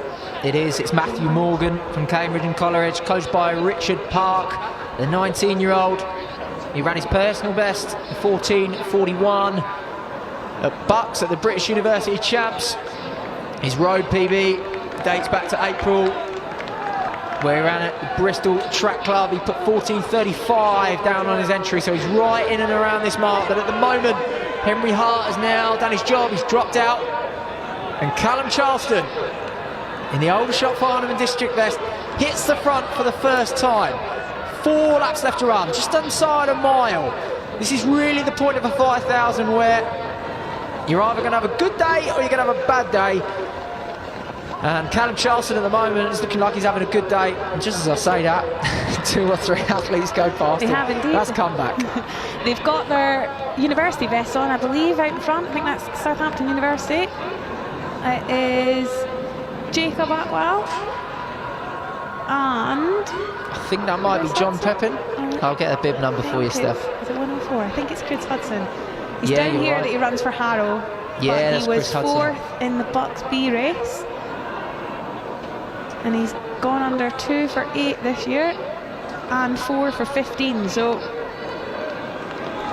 yeah, that's one of the Stephen Phillips athletes. Stephen Phillips coach there down in Southampton. He's got a couple of his athletes in this one, and they're right up there, 1 and 2. So yes, that's right.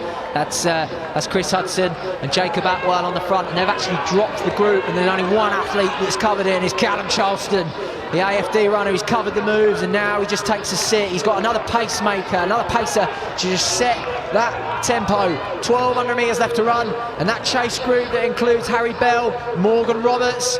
That's also 225 Caleb Stevenson there, the fair-haired athlete in the red singlet. He heads up that chase pack, but at the moment it's the Southampton boys taking it to Callum Charleston, and these 3 looking to get away.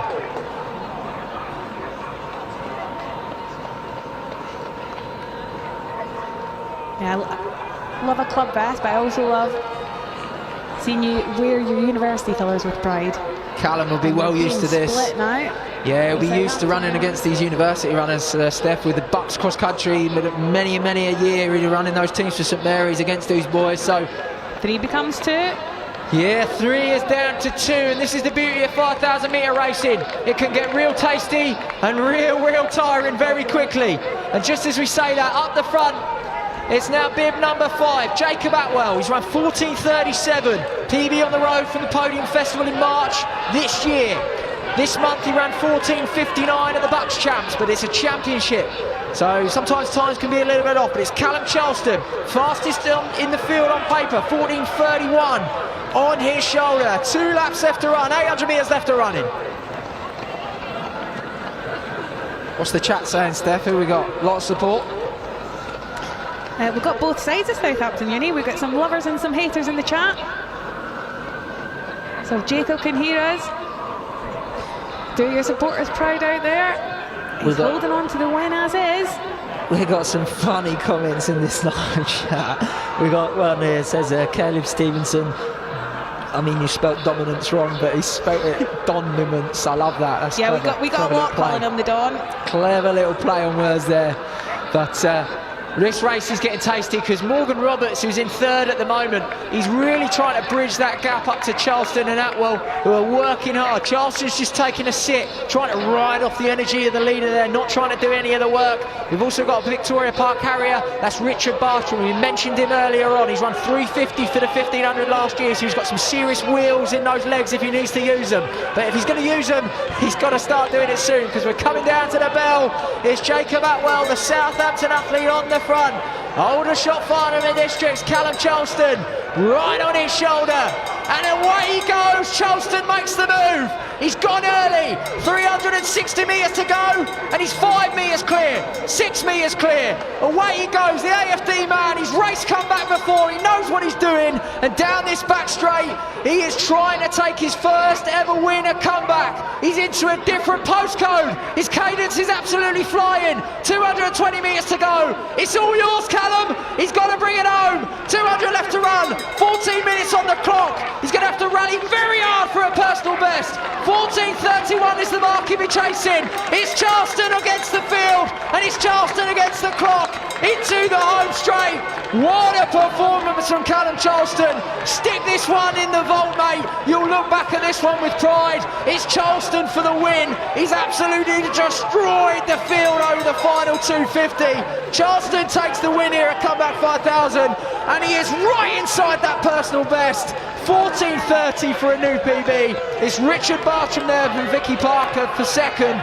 Jacob Atwell, who led out the final K, will come through for third. And Morgan Roberts and Caleb Stevenson battling for fourth and fifth. But Charleston takes the honours. He made it look easy.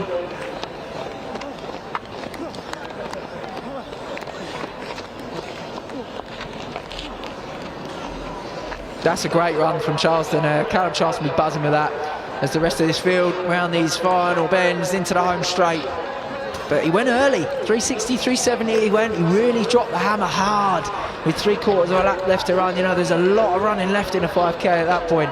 You know, you're looking at best part of 60, 65 seconds of running left, but he was not phased by the point he went. He made his move decisively. He was confident in his kick.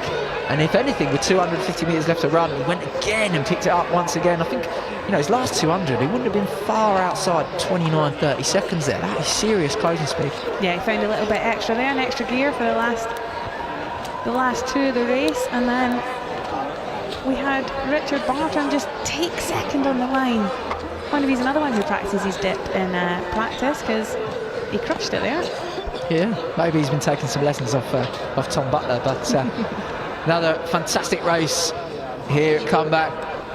You know, there's a lot of numbers in here tonight. I wish we had a attendance gate number, you know. I'd love to know how many people are here, but there's a few in there. There's a fair few here. Done it a few years now, Steph, and I'm confident that this is up there with one of the busiest. Absolutely. It's getting busier and busier as we get closer to our elite races.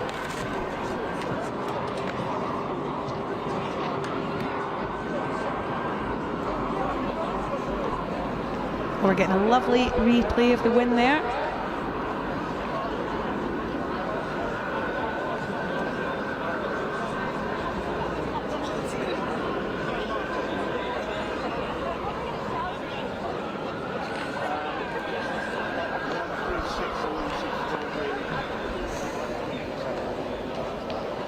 So the previous race, we have the results here in front of me. It was a win from Oliver Bustari in 14.48, who just managed to outkick Belgrave's own Larry Ryan of 14.49, and then Todd Foster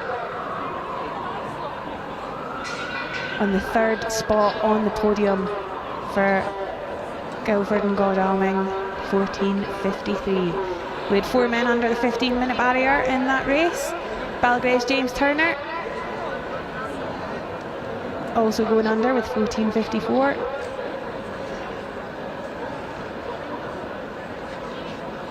Superb running.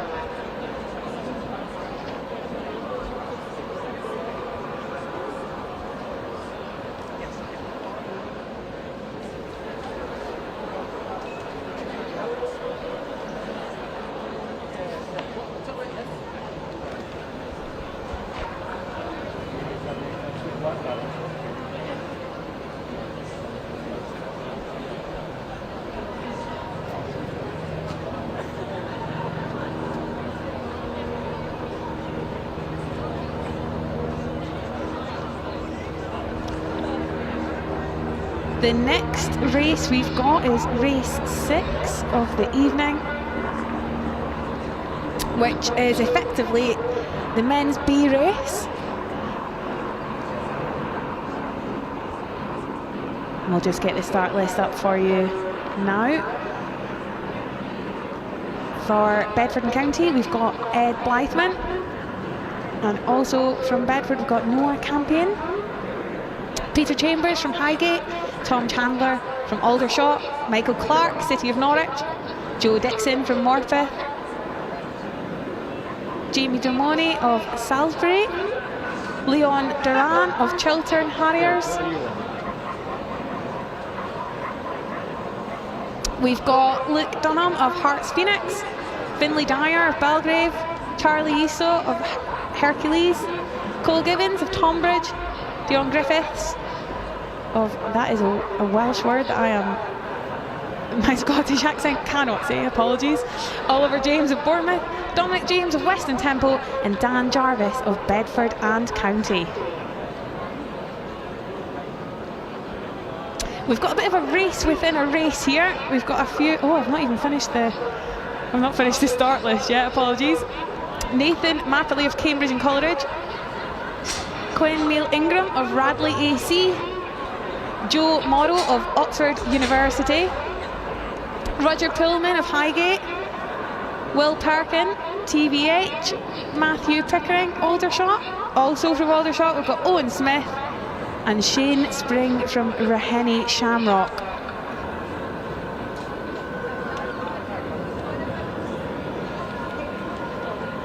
The last 5 in this race, we've got Jack Small of Ashford, Rafe Surf of Belgrave, Sam Tyus of Belgrave, of Cambridge and Coleridge, we've got Max Walk and Seb Beadle of Peterborough. So there's a few things going on here, Steph. First of all, that was fantastic. Everyone that's in attendance and watching at home, please get behind Steph Hewitt. He just nailed that start list. It's very nerve-wracking to do it for your first ever time, so well done, Steph. That was excellent. Yeah, I only changed what I was saying twice. That's right, don't worry. That was brilliant. But in tonight's race, obviously, this is being paced at 14.05 up the front, so 2:49 a K. But there's a bit of a race happening within a race because the under-20 European selection qualifying time is 14:20. And we have 1, 2, 3, 4, 5, 6, 7, 8 athletes chasing that mark. But we do indeed. We'll run through those athletes, the under-20s, once the race gets underway, and we'll make you know who they are. But just quickly, just before they start, fastest in the field on PBs is Dan Jarvis. His PB dates back to 2021. Fastest on the field this year is Peter Chambers, around 14:10 Friday night under the lights back in February. And he ran very strongly as well at the Southern 12 stage. Champs.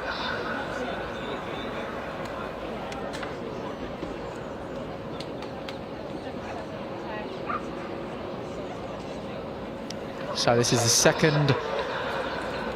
second last male race of the evening, and we are just moments away.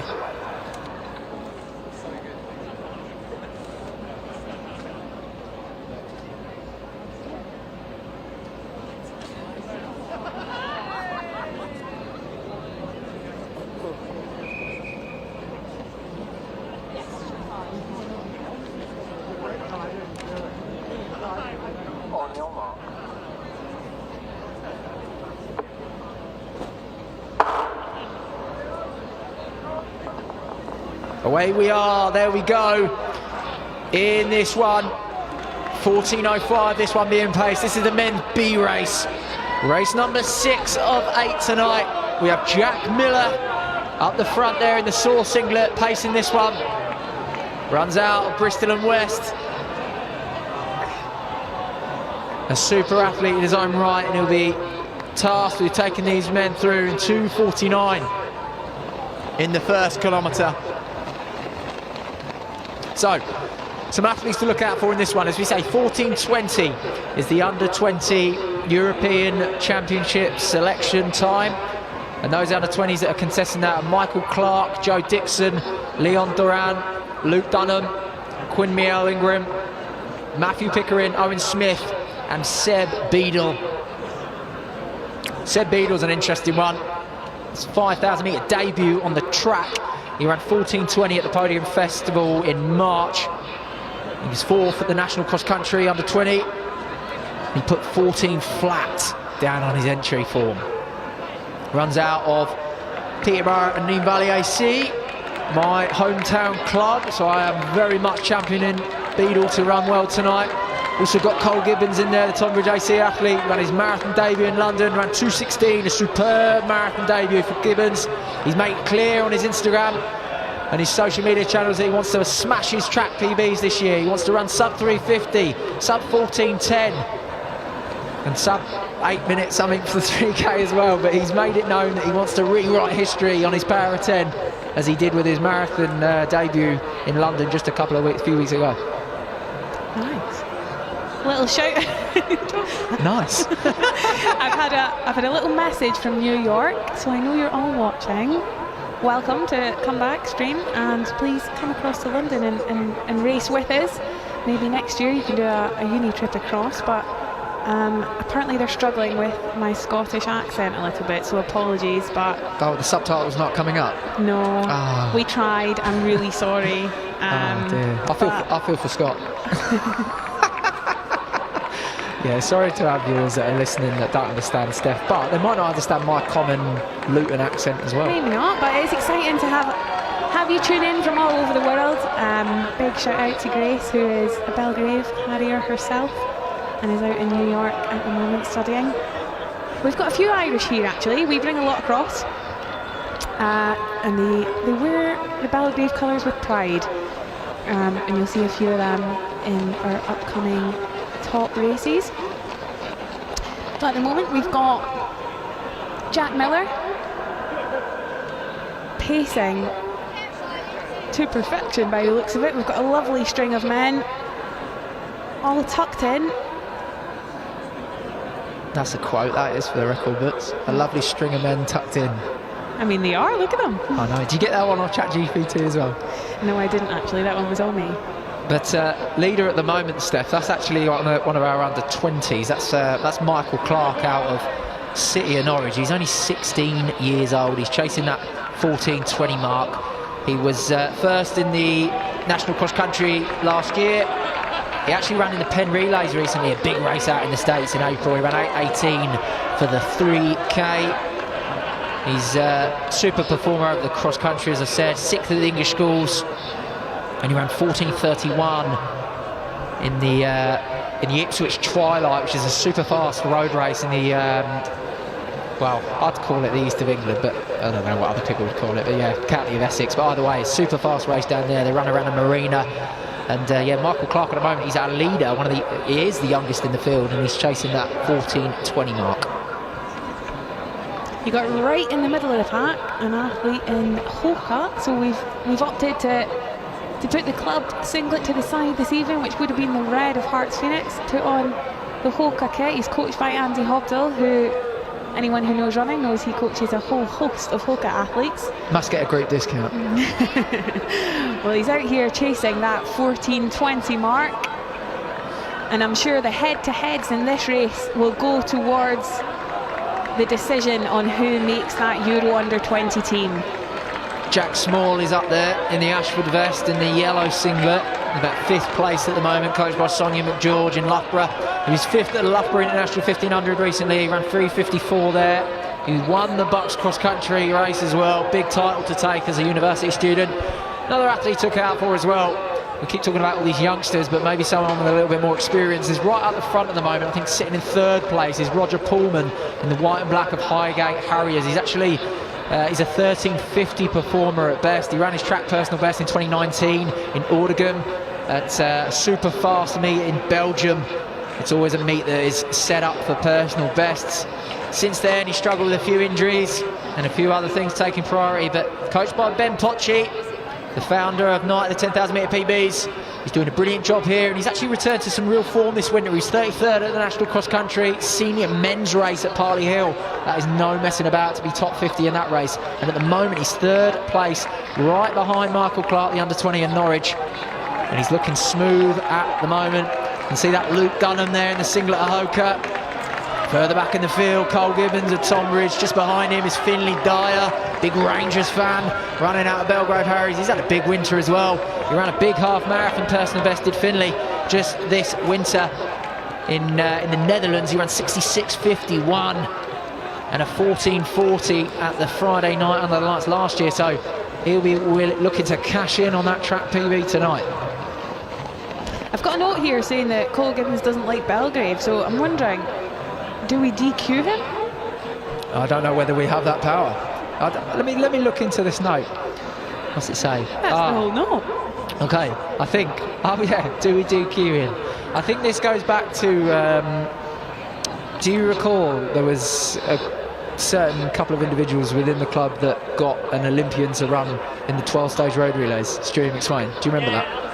I do remember that, yes. And obviously it didn't go down too well with a few clubs. It's all a bit of fun, isn't it? Think of all the youngsters he inspired that day. The amount of selfies he took and shoes he signed, it was amazing. On warm-up killed in probably mid-race. It was amazing. Yeah, we got reported and disqualified on the day. But well, let's report and get disqualified then. No, Steph, we're not that type of commentary team. I'm only joking. We're not I'm only that type joking. Cole is out here, and like you said, ready to crush the track PBs after doing so in his debut marathon. Yeah, he absolutely smashed it. His 5k PB is 14:23. It's on the road. He ran it at Podium Festival in March, which is in the build-up to London. So, like, for anyone that's watching at home or here, watching live, doing a 5k road race that close to a marathon is tricky because you've got a lot of miles in the legs, you've got a lot of marathon sessions in the legs. You probably don't feel your sharpest for 5k road racing. Then you go to Podium, which is an event that's so competitive, so aggressive, and he actually ran a really smart race that night. He started off right near the back and he just made his way through, and he cashed in on a big PB that time, which set him up really well for a marathon. He's also in that lead up broken 30 for 10k. I think the race, it was a road race, but it finished on this track here, so perhaps then the same finish straight can get him another PB. Yeah, he's had a good winter. He ran a 65 flat in a local half marathon. I remember he posted on socials that day. He surprised himself that, running 65 dead or 64:59 and change at a local half marathon on not such a quick course was real mustard running for the half for Cole. But so far, up the front, we have a new leader there. I think that's a Cambridge and Coleridge athlete. I'll get a bib number as they come round. I think that might be Nathan Mapley. He actually won the Ipswich race that we discussed earlier, that was run this month. He ran 14:21 at the Ipswich Twilight on the roads. I've done that course myself a few years ago, and it's a couple of laps around the marina, real sharp right hand bend that you have to negotiate. It's not the fastest of courses because of that, and 14:21 is not messing about around that loop.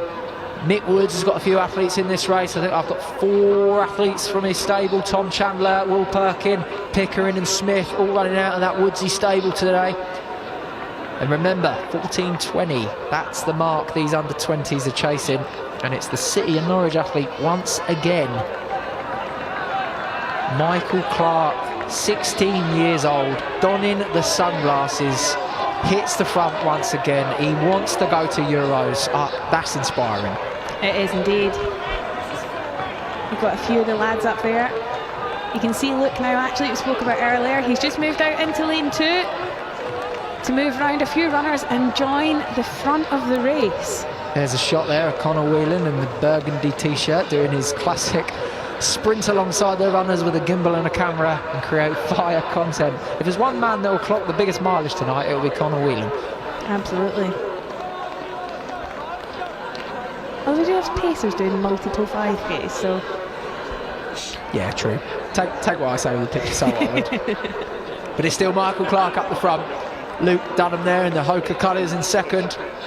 We've got Mapley of Cambridge and Coleridge in the white with the blue loops there on the rail. Roger Pullman, I mentioned him earlier, 13:50 performer at best. It's been a few years since he ran that sort of clip, but he's in the white and black of Highgate at the moment. He's just on the outside, and any runner that's running on the outside of lane 1, inside of lane 2 on the shoulder, right at the front of a race, that's a confident runner. If you're hanging on by the strings, you're not at the front. A little bit of a move there. We got a new leader, it's Ed Blytheman of Bedford. There we go. He ran 14:12 here at Comeback last year. He ran 14:50 at the Podium Festival in March. I swear, yeah, March early this year. And he had a big leg one at the 12 stage. He was 5th on that road relay leg, which always gives us a good indication of what sort of shape a lot of the club runners are in. So, 1,200 metres left to run. There's about 10:53 through that mark, so they'll come round the back straight and at the top corner. That'll be the 4K mark. We need 11:16. That's what we would be looking for. I think they're going to be a little bit off it this evening, but not much. I think the pace really for this one, Steph, was set, on my sheet at 14:05, which I think is a little bit optimistic for the runners that are in it, slightly.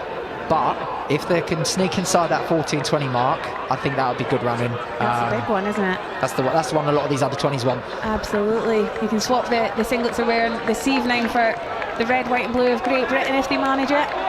That's right. They weren't too far off it, Steph. I didn't get an exact clock, but I don't think they were too far off that at 4K. For viewers watching back home, just to give you a little bit of context, we're watching obviously live, but we've got the stream in front of us as well, so we're sort of flicking between the stream and the live action. But obviously the stream is a good 5 or 6 seconds behind, so sometimes we can miss the split on the stream because we're actually watching the action live. But anyway, 2 laps left to run, 12:01 on the clock. 12:01 on the clock, 2 laps left to run. We're looking at, well inside 14:20 here. We could be looking at 14:10-ish here, really. It's looking good. It's looking good for these under-20s. It is, and it's some big PBs they'll have to run to do that as well. You know, Luke's ran 14:32.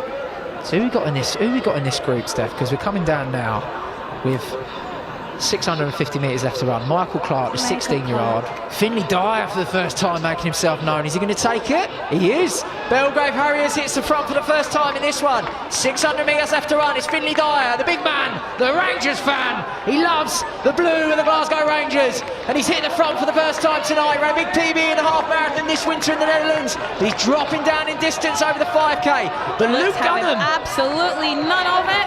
Luke Dunham, he's home straight for the penultimate shot. It's between him and Michael Clark. They're both under 20s. They both want to win this race, and they both want to win it in under 14:20. What are we going to be at the bell, Steph? 2 under 20s hit the front. 13:07, 13:08. Are they going to be well inside 14:20? They'd have to take a nap to not break that mark. It's Clark from Dunham. Clark from Dunham, back in third. Let's have a look who we've got there in third. That's the orange singlet. Western Tempo. I think that might be Western Tempo. But down this back straight, it's the 2 under 20s, the 16-year-old from City and Norwich AC. Michael Clark puts his head down and drives forward. Luke Dunham in the Hoka colours runs out of the Andy Hobdell stable. He's chasing hard. Jack Small there in the Ashford of yellow is chasing in third. 200 metres left to run. 13:39 on the clock. It's Michael Clark from Norwich. Dunham in second. Jack Small there in third. Mapley Cambridge is coming round for fourth, but it's still Clark from Dunham. These two into the home straight for the final time. Mapley coming strongly down the outside. It's Clark on the front, Dunham on the rail, but look at Mapley. Oh, it's going to go right down to the line. Looks like Michael Clark's going to take it. It's Clark for the win, 14:07. He spreads his arms out. The 16-year-old has smashed the Euro under 20 mark. Mapley from Cambridge and Coleridge through for second. Luke Dunham with an absolutely incredible third place there. Awarded of PB. Huge PB. Euro under 20 selection. If there's one thing that's guaranteed in life, it's death, taxes and personal best coming out of Andy Hobdell's stable, because Luke Dunham's just smashed his personal best there.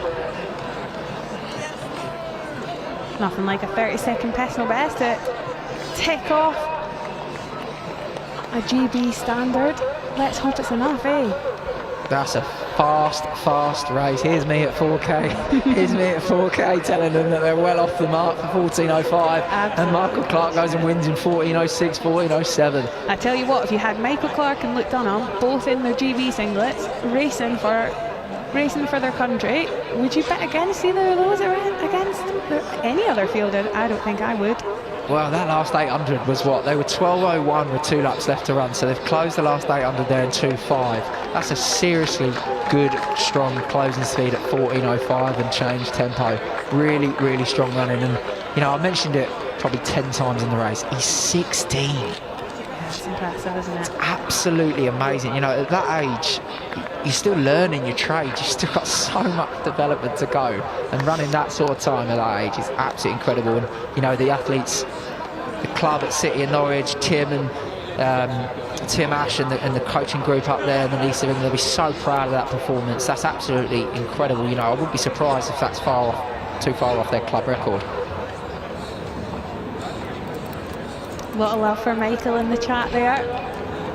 You've got a lot of supporters online. Yeah, let us know if that's a club record for City and Norwich. I'm trying to think of I'm trying to go back years gone by. Some of the athletes that I've raced against from City and Norwich. I might have to go back even further and further. But 14:06, 14:07 is some serious speed. And if that is a club record under a Euro 20 selection time, then that's just the icing on the cake for him. Love that. That's anything to go by. I can't wait to watch our 2 elite races now. I know. Oh, that's what's good about comeback. It just sets it up nicely. It builds and builds and builds. But on screen, we've got our results here from one of our previous races. In third place in a time of 14:37, running out of Southampton University. It was Jacob Atwell. In second, just nipping him on the line in 14:37, Victoria Park Harriers' own Richard Bartram. And it was AFD's Callum Charleston who took the win there in 14:31 with a storming last 350.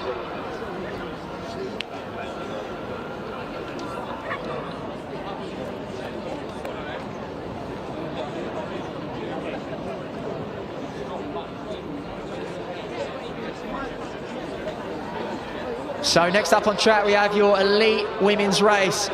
So all spectators in the stadium here at Millennium Arena, please do get off your seats and come and support on the track, get amongst the action, because we have an incredible race lined up for you. This one's going to be paced at 15:35. That's 3:07 per kilometre.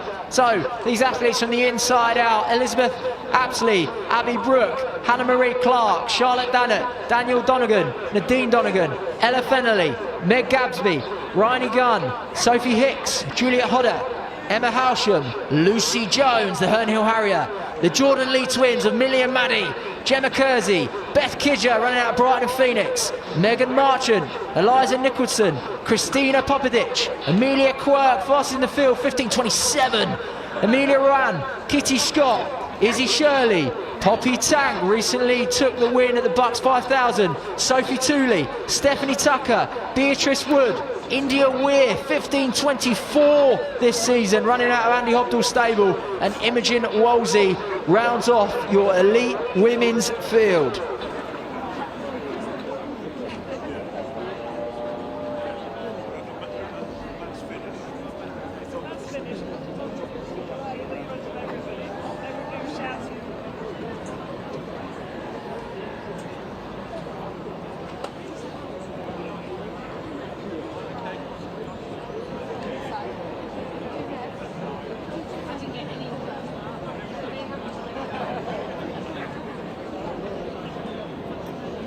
So forward come the athletes in this one. I'm really looking forward to this one, Steph.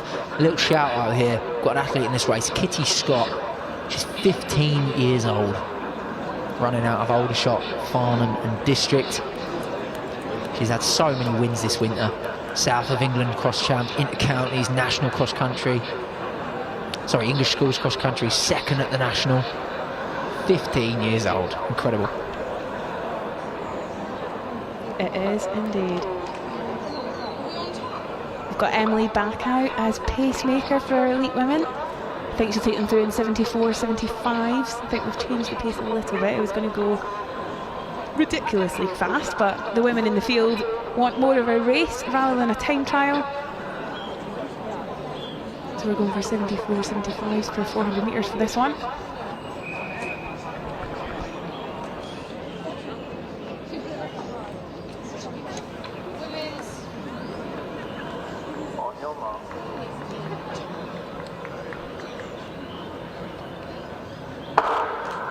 And here we go. The women's elite race is underway at the Comeback 5000, brought to you by Belgrave Harriers. Friday night under the lights and Soar running. And we have a sea of talent in this race. Bit of pushing and shoving to get going. A little bit of argy-bargy. Don't mind a bit of that. Don't mind a bit of that. Elbows out. Elbows out. Indeed, yeah. Apologies to anyone who can't understand a single thing that comes out of my mouth. If in doubt, get your elbows out. So we are inviting you onto lane 4. Maybe that's lane 4. Lane 4, beer and cheer is in procession. So bring yourselves forward. Let's create an atmosphere for these ladies. Let's get them around this 12.5 laps. They are chasing fast time. 15:35 is what it's being paced at. 3:07 per kilometre. That'll take them through 3K in 9:21. It's Lucy Jones of Herne Hill that's gone straight to the front. She's having a cracking year. Her latest race would have been her 2:30 at London Marathon. Yeah, she pocketed 9,000 USD that day, running that part of that Puma project. She took $3,000 for a PB over 3 minutes. She took $3,000 for the fastest Puma female on the day, and she took another $3,000 for something else, but 9K in the pocket, not a bad day's work that. On her shoulder is the Belgravian, Nadine Donegan. She spent a little bit of time out in font training in April. She's ready for some big PBs this summer. She's just opened her season with a 4:24 over 1500, so she'll be confident. Part of that cross-country relay team, right? She is indeed, yeah. She helped Belgrave secure the win in Mansfield. One athlete to look out for amongst many that we're going to talk about is Charlotte Dannett there in the white singlet, just up the front. She won Bucks recently. She did indeed. She won the 10K. She came second in the 5K. She had a strong showing over cross country. Yeah, she was 5th at Armagh, which is a 3K they contest at Armagh for the ladies. A PB of 16 flat dates back to last year. It does indeed. Trains in Loughborough, part of that stable up there in the Midlands. Right ahead of her and behind Nadine is India Weir in the pale blue of Thames Valley. So she's, I think, grown up running for Thames. She was out in America for a few years at university getting fit. She's recently moved to Andy Hobdell. So if tonight's anything to go by, she'll probably run well. She'll probably run well. She'll be fit and fast and ready to go. She was at the track doing a little pre-session last 5K session last Saturday, and she looked good, so I wouldn't want to bet against her this evening. So here they come through the first kilometre. We wanted 3:07, we're a little bit outside, 3:14, 3:15. Now that to me says that these ladies have had a chat, because they're good enough to run 3:7s, but I reckon they've had a chat here to say, listen, we don't want 3:7s, maybe we want 3:14, 3:15s. Absolutely. So that throws the scrapbook right out the window. Yeah, this is going to be about racing. I like that. Well, years gone by, Steph, so from commentary up here, this is the 5th year we've been here, the women's race has always, and I don't know why, that annoyingly has always been one clear winner. Yeah. And we've been crying out for a women's race where 1 of 10, 1 of 12 runners could win it, and genuinely that's what we've got tonight. We all love fast times, yeah? We all love people running records, blah, blah, blah, blah. For me personally, commentating, I couldn't care less about the clock. I would love to see 400 metres to go and there's 7 ladies left to go and you have no idea who's winning it. Because at this point of the season, it's early doors. You just want to see something to spark the summer season. Yeah, and I think Emily's probably been asked to go a little bit slower than what was set, and even she's getting a little bit of a gap on the field as a pacer. No one really wants to take the lead here. It looks like Nadine's been pushed up into the lead. I'm sure Jack's watching from Abu Dhabi, so big shout out. I hope you got aircon, mate. So 9 laps left to run. One other athlete to also mention is Amelia Quirk. She's in the yellow singlet right up the front there. You probably can't even see her, there's so many athletes there, but she's an athlete that has competed for Great Britain multiple times on the track as a junior, in the cross country. Incredible athlete, part of the Birmingham Uni setup as well. She ran a road personal best of 15:30 this year. She was 6th at podium and 32:03 in the Valencia 10K, and she also ran the 10K European Championships for GB. Her best is 15:27. She's running in that singlet there, yellow and blue. You can just see it at Bracknell AC. Also got Steph just about, what were there, 4th or 5th, so maybe 6th, just on the rail there, wearing the on singlet. That's Poppy Tank. Now, she previously was running in the States. She ran professionally out of Team Puma, and she was a successful athlete out there for that professional setup. She's moved back here. She's now coached by Luke Gunn in Birmingham. She's getting some support from On, as far as I can see. I believe she's taking up the steeplechase, which is about right if you're going to be coached by Luke Gunn. Obviously, an incredible steeplechase career himself. And she took the win recently at the Bucks Champs. She outkicked some very fast runners, and I watched the race live, and she kicked home hard. So in a race like this, where maybe it's a little bit tactical, that's one to definitely watch over the closing stages, and she literally just moves up to 3rd now. Absolutely, yeah, we've got 1 and 2 from that race, and right now they're in right behind one another. Can see and Poppy. Can see Beth Kidger as well in there, coached by her brother Joel out of the Brighton Phoenix stable. She's run some PBs this year over the half marathon and 10K, 72:37 and 32:43 respectively. Track PB over the 5K, 15:37, dates back to 2022. She'll be looking to reset that tonight if she can. Got a lot of experience in those legs over the longer distances now, stepping up to the marathon. It's a different ball game, it's a slightly different way of training, and all of a sudden when you're a marathon runner, you know, the 5K on the track probably seems a little bit less daunting. It does, but it is a little bit more exposed. You can see everything that's going on. Up there at the front in the all black, we've got Nadine's sister, Danielle Donegan. So she's come across from Ireland, I would assume, for this race this evening. She was third in Irish national cross-country champs at the end of last year, and then went on to represent Ireland at Eurocross out in Turkey. India Weir taking the shortest route of the race at the moment in the sky blue, the Thames Valley Harriers, as once again we see Conor Whelan doing his best to try and keep up with a camera in his hand. Absolutely. In there between Danielle and Amelia, we've got Sophie Hicks, Kiwi, across in London. I think ready just about to start studying for a PhD. She's in the claret and gold, and her big 2025 aim is to break 16. She's come close. She's run about 16:13, I think, at podium in March, and she's sticking to the task this evening. She's in there stuck in right behind India and right ahead of Megan Marchant, who is a Western Temple athlete. She's in the colours of Hoka this evening. Behind her, for Mizuno, is Jama Kersey, who's just been overtaken by Kidger at the moment. Gosh, it's anyone's race at the moment. It is. There's a big old peloton at the front, isn't it? And at the moment, you know, you see Lucy Jones, she hasn't given up the lead since the gun went. She's taking the shortest route. She's holding Charlotte Dannett out there. She's got India Weir just tucked in behind. Poppy Tank's there. Beth Kidger now making herself known. Gone from mid-pack right up to the front. 6 laps left to run. Charlotte Dannett now is taking the lead, but she's not really taking that rail, is she? You know, does she want it? Does she not want it? And at this point, it's a little bit of a cagey affair. I think it might be a bit of a burn-up this race. Yeah, they all fancy their kick, and I love that. I think it's so consistent with years gone by of track racing. Everyone backs their kick. Even if you're a runner that ain't got a kick, you always think, nah, I've got it. Today's the day. It's a comfier way to run until you're in a world of pain in that last 400 metres. But Charlotte Dannett, you know, she's going against what we're saying. She's putting the hammer down. She's starting to test these ladies and maybe just notch it up a second or two faster a lap. You know, it's only a second a lap or 2 seconds a lap. But a 5,000 metre racing, when you're right on the red line, if someone goes from 77 a lap to 75 a lap, it feels like you're sprinting.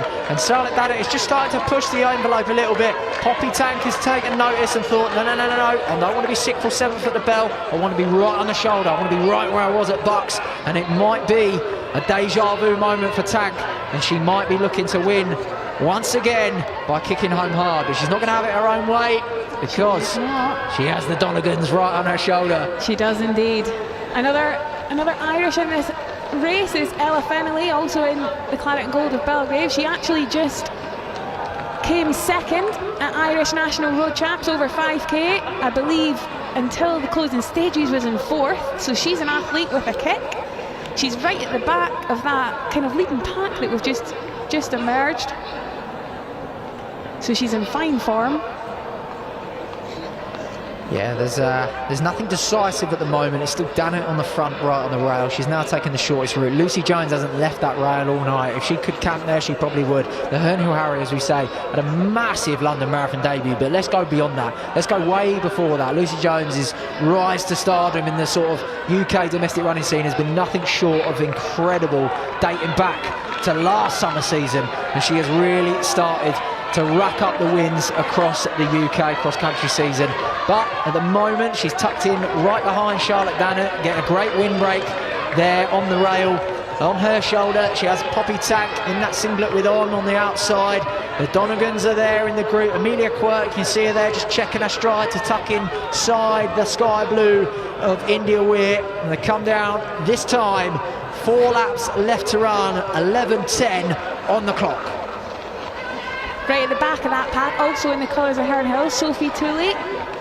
So she is the club mate and training partner, I assume, of Lucy, also running a whole host of PBs.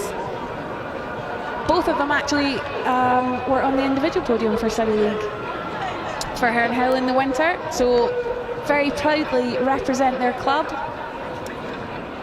across all disciplines, both in their club singlets this evening.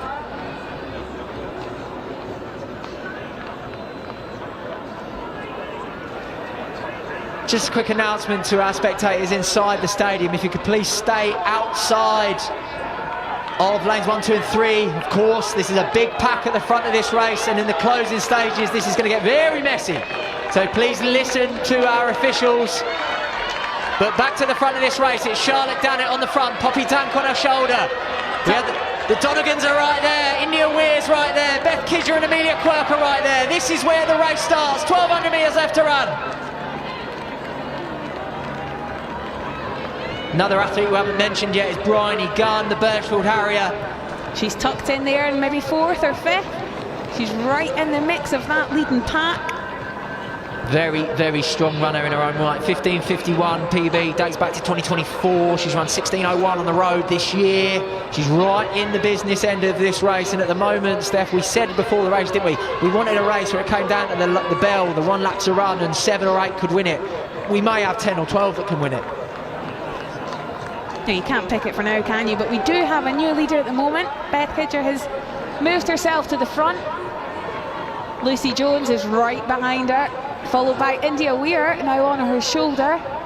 Looks like she's itching to go. So 1k left to run. The time is irrelevant. They are way outside the pace that was set. This is all about glory. They want to start the track season as they mean to go on. This is a confidence booster if they can take the win at comeback. It is a title. It has notoriety in the season. If you can win comeback, it says a lot about who you are. And at the moment, it's now the marathon specialist, Beth Kidger, on the front, on the rail. India Weir, 15:24 on her card. She is now right on the shoulder. She's in the pocket, as we call it in the running space. And past she goes to take the lead with 2 laps left to run, and Poppy Tank follows the move.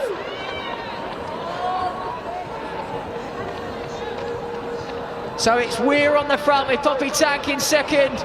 Charlotte Dannett is still there. Lucy Jones from Herne Hill is making a bit of a dart up the inside to take the shortest route. She's done all night.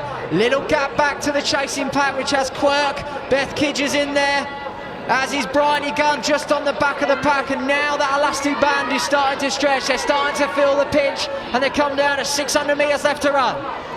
Absolutely. That in 5th and 6th, there's 2 of her Irish. You got Ella Fennelly, that I said just had a superb kick to secure herself silver national road champs in Ireland. She's proving that here tonight. Right behind her is Danielle Donegan. Got a little bit of a gap to her top 5 now, but it's India Weir followed by Poppy Tank.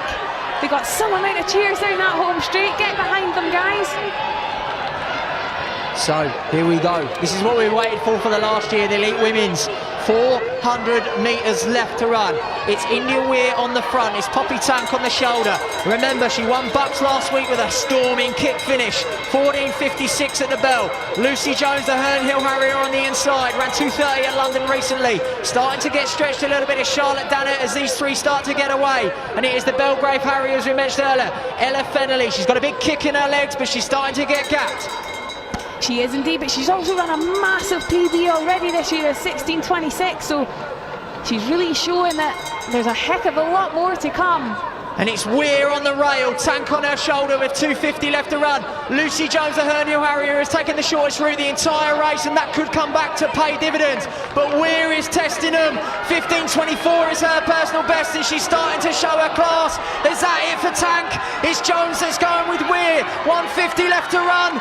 Jones on the outside, Weir on the inside. Thames Valley Harriers versus Herne Hill.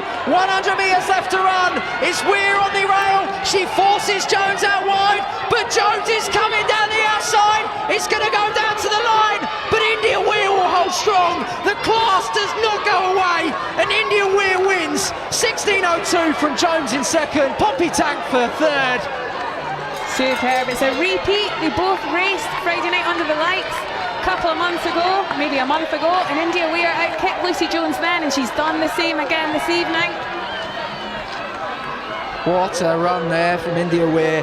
Really held her form in that final 200 when the challenges came from Poppy Tank down the outside. When Lucy Jones had a sniff and fancied it down the last turn, she held strong and powered away, but no kudos to be taken away from Jones and Tank there. They made a race of it. They didn't give Weir it her own way, and that was a really, really competitive race. And I'm going to say that's the best, most competitive women's elite race we've ever had at Comeback. I loved it. Yeah, last year we had Georgia Bell take away with the win and then go on to win an Olympic medal. So what's in store for India Weir this summer? I'm sure some big things. superb race. Well done, ladies. It's very exciting. The men have got a lot to live up to now. Yeah, no pressure, no pressure. Big old PB there for Ella FNUL as well. Yeah, That must be amazing. probably, what, 45 seconds? Yeah, she's on the up, isn't she? Not a bad... Just coming home now is Emma Howsham. She actually recently just moved back to London from Reading. Used to run for Belgrave, now runs for Reading AC. It's a big old move, isn't it, Reading to London? I thought you were going to go, yeah, she's moved from India to London. I don't know. I move house around London and, you know, street to street, and it takes it out me, never mind city to city. Yeah, moving house is never fun. But what a race, what a race. Well done to all of our elite ladies. Not just that race there, but our race earlier as well. Seeing these ladies races so competitive.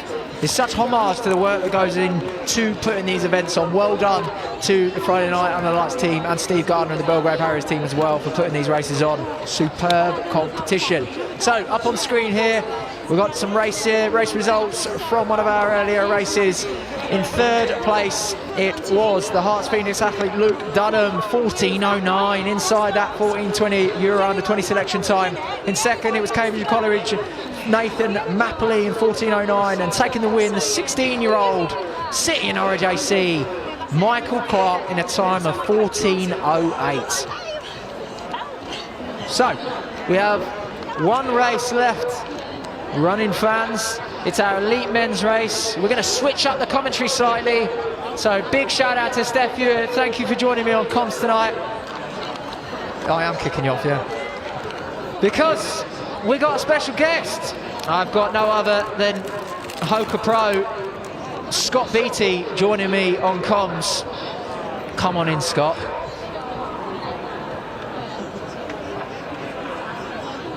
No pressure, lad, but you've got to live up to Steph. She was brilliant tonight. But I tell you what, I'm going to run through the start list and then we'll have a chat. So, men's elite race from the inside out, running out Bedton County, 13:48 performer, Ben Alcock. One of the fastest in the field, the Adams State alumni, 4-minute miler, 3:41 over the 1500, Cam Allen. One of a few tonight running out of Andy Hobdell's stable, Hearts Phoenix athlete. He's run 13:51 on the roads. He's run comeback 3 times, Oscar Bell. A man that is in fine form this season. 1:51 for the 800, 3:41 for the 1500. Jacob Cann. Running out of Invicta East Kent AC, the 18-year-old Alex Dack. A man that ran 13:37 at podium this year, silver medal over the World Road Mile Champs in 2023, and a 3:35 on his card for 1500. Callum Elson. Coached by Norman Paul, running out of City of Derry Spartans, the 27-year-old Chris Fielding. Representing Scotland at the Loughborough International just last week, 13:51 performer over the 5,000 last year at the Watford Grand Prix BMC, Andrew Fife. The man behind Baikar, Mr. Oven Gloves himself, Jack Gray. Comes with incredible experience and massive cross-country pedigree, 14:03 PB on the road, it's Callum Johnson. 2 years ago, ran 14:27 at comeback. He's the Bucks 10K champ. It's Daffy Jones. Fastest in the field. He ran a personal best at the Podium Festival for 5th. He knows how to win a race this winter. With a 13:33 on his card, it's Jack Kavanagh. Stepping up in distance tonight, he won a mile race indoor in February. He's got incredible wheels out of St Albans AC. James McMurray. Last year he ran a personal best over the 5k here at comeback in 14:07. Luca Minale. Opening his track season, he's a sub 14-minute performer, coached by Mark Vile down at Cambridge and Coleridge. Oliver Newman. Running out of Guildford, coached by Dan Wallace, 14:04 performer Cameron Riley. What a winter this man has had. European under-23 cross-country rep, Inter-Counties cross-country champion and a PB at Podium Festival. 13:37 on his card. Brett Rushman.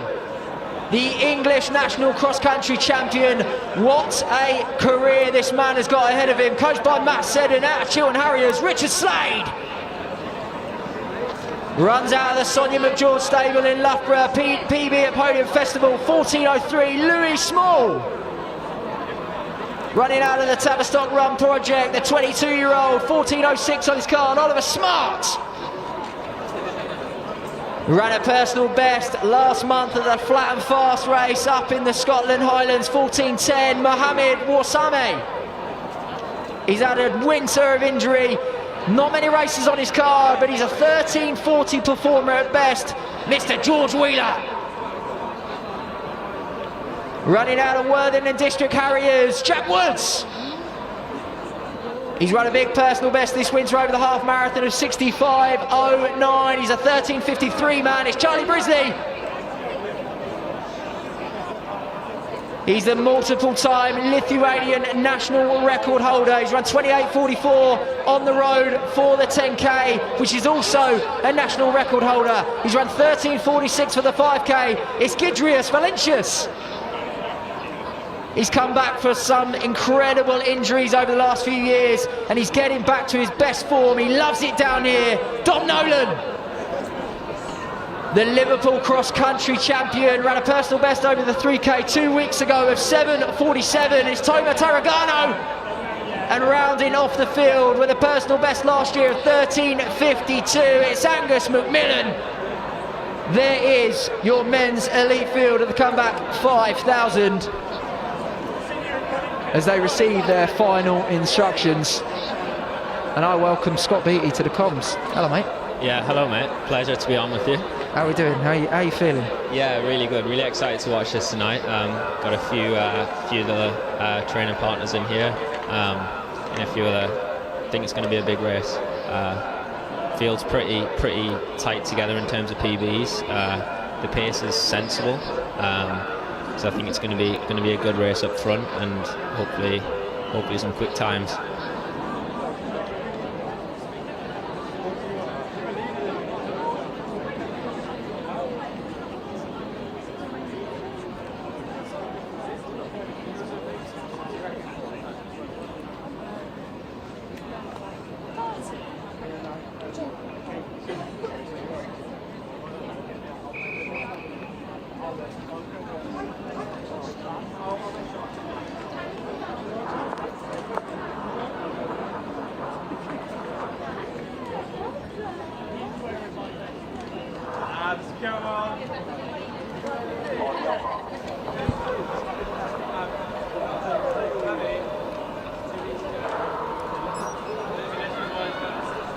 And we are away in the men's elite race here at the Comeback 5000 2025, brought to you by Belgrave Harriers.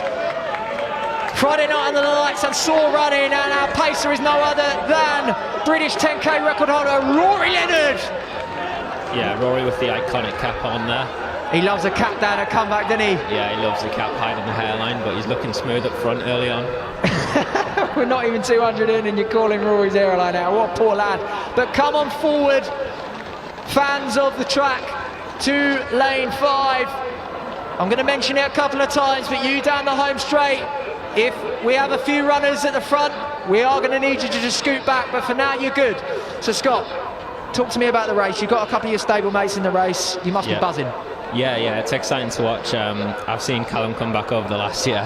Seen him in the absolute bin in October at altitude when he was pretty much redlining every day. So I've seen him the last month. He's not done anything special, but he's looked way more in control every day. Done some stuff that I don't think he would be able to do, especially over the sort of the strength side of stuff. So it's nice for him to open his season over the longer distance today and push himself outside his comfort zone. It's just whether he can hopefully stay on the pack for as long as he can. He really showed his engine, didn't he, at Podium Festival, where that was such a competitive race up the front. He ran a smart race where he moved himself through, and I think he surprised himself a little bit, didn't he, with that 13:37. He must have been buzzing. Yeah, I think he was buzzing after that, and I think it just proves to him that he's doing the right stuff, and hopefully he can put it together tonight and then the rest of the season as well. But he's definitely in better shape than he was then. It's just, track 5Ks, road 5Ks, there is a bit of a difference. It's quite easy to go out too hard on the track, and the laps kind of wear you down. So it's just trying to switch off, stay smooth the first sort of half the race, and then focus the last half. And talk to me about the training setup that you're in at the moment around the outdoor. So you've just come back from altitude, but we're seeing such documentation from the group, but also incredible PBs like yourself. You've been rewarded with a big PB over the 5,000. Callum, as we've mentioned, Rory in Valencia, alongside the rest of the crew with Ephraim and Ellis running well as well. Beyond the rest of the team as well. What is it that's so special about the setup? Give us a bit of insight. I think we all just get on really well. There's obviously there's bits of ego there, but we all kind of put that aside. Training, there's never any sort of problems with that. Everyone just gets there, gets the work done, and then outside of training, it's just you just get on like mates. Really, it's not like talking about running a lot or there's like a life outside of training sort of thing. And I think just the dynamic of the group has shown that there's more to sort of training at an elite level than just day in day out running. We've seen the rise of the team, which is still in its infancy. It's such a new team. You could look at your prowess on the track and your results that you've achieved to the team, the YouTube channel, the Instagram, the stuff that you're doing, and think, it's been around for 5-10 years, but it's not. It's literally so new, and we've been crying out in the UK for more teams. Yeah. Do you think that the Team Macau, the power of it, is going to inspire other brands and other teams to maybe try follow suit? Yeah, I hope so. It's like you see, I think it just shows the brand in such a good light. Like they're investing in not just performances, but like personalities and working together to achieve things that you probably wouldn't be able to achieve on your own. Like I think we'd all say ourselves, none of us would be at the level we're currently at without having that sort of team set up together. So we've been very lucky to be there at the start, but also taking that risk to change up what maybe we were doing before that and taking a leap of faith and going forward with it. But yeah, I think it just proves that working together can lead to better things than if you just did it on your own kind of thing. Now, Scott, obviously you'll know this race very well. You've got your training partners in it, but you'll know the scene, you'll know some of these lads personally. Are there any names out of this that you're thinking are real potentials? Not necessarily just to win, but to have strong runs. Yeah, I'm really interested to see how Jack Kavanagh does. He's looked really good on the roads all winter. Obviously still pretty new to the sport, but he's shown great potential with his runs at Armagh. Closed really well there over the last 500 and then running well again in podium. So I'm excited to see how he does tonight. Tamir, obviously he's proven it on the cross. He ran well in over 3,000 metres 2 weeks ago in Belfast. So hopefully he can put together the performance tonight. Brett Rushman's in there, had a great cross-country season, Inter-Counties champ, Euro Under-23 cross-country representative. Also coached by Andy as well, so a little bit of personal bias there, but hoping he has a good run. And Jacob Khan as well, he's gone well over 1,500 the last couple of years. Hopefully he can step up to 5 and put it together, because I think sometimes it's easy to show that sort of potential over the 5k, and you probably need a few years of really learning it to put it together well. Well, they've just gone through 2k there, Scott. Bang on the money. They wanted 5:24. They hit it straight on there. It's 13:32 pace. And as we see at the moment, it's Callum Elson as our active leader. Cam Allen, the 3:41, 1,500 metre man in second. Tomo Tarragona ran a big PB in the 3k this season. Jack Kavanagh, as you mentioned. Brett Rushman's there as well. And I just want to get a big number on the lap at the back. But are you surprised to see Callum running this aggressively? Yeah, I'm surprised to see Callum in second. We talked about obviously this race all camp, his first race of the season in his I think only his second ever 5k on the track, and it was kind of the way we were talking about it was, can he hang on for a 3k, can he be there with a few laps to go? But he's looking really strong early on at the minute, and yeah, that's a good lead pack of sort of six men there. Yeah, Cam Allen's looking good in second as well though. Ran well over the mile in Oxford, 4 flat I think to open his season. He did, yeah. He also won a podium down here. He ran 28:45 for the 10k. Yeah, Cam Allen about 3 years ago had a real breakthrough season when he was at St Mary's University, trained under Mick Woods, and yeah, he got down at the low 340s. He ran like a 151 800 front running and something like Aldershot or something like that. He's got serious range in those long old legs. Yeah, I think hopefully if Rory knows Callum's in second, you'll keep going a bit longer than 3,000 metres here to help the guys out at the front, depending on how he's feeling. But he's looking pretty smooth right now, so hopefully he can keep going a bit further to pull this race along and not let the pace drop. So for you, Scott, as we leave this race to it for a couple of minutes, where are you at with your season? What's up next for you? Just been trying to figure out where to open the season. Obviously ran well indoors. Didn't fancy comeback, no? Yeah, I think Andy would have said no, so don't blame me for that one. I think fast 5k in Paris. It's looking like it's going to be paced at the standard, so going to give the standard a crack there, I think, and then assess after that. Just for our viewers watching at home, what is the standard? 13:01. Okay, so yeah, pretty swift. Yes, nice. Okay, mate. Best of luck for that one. And just as we was having that conversation, your early pip, if you like, Jack Kavanagh, who's had a great winter, has started to feel the pinch a little bit, and he's actually dropped off this front group now. What do you make of that? Yeah, he's stuck in no man's land right now, so it's tough for him now. He needs to make a decision. Does he drop back to the second group and resettle, or does he try and stay focused on his own sort of race in that middle sort of area on his own?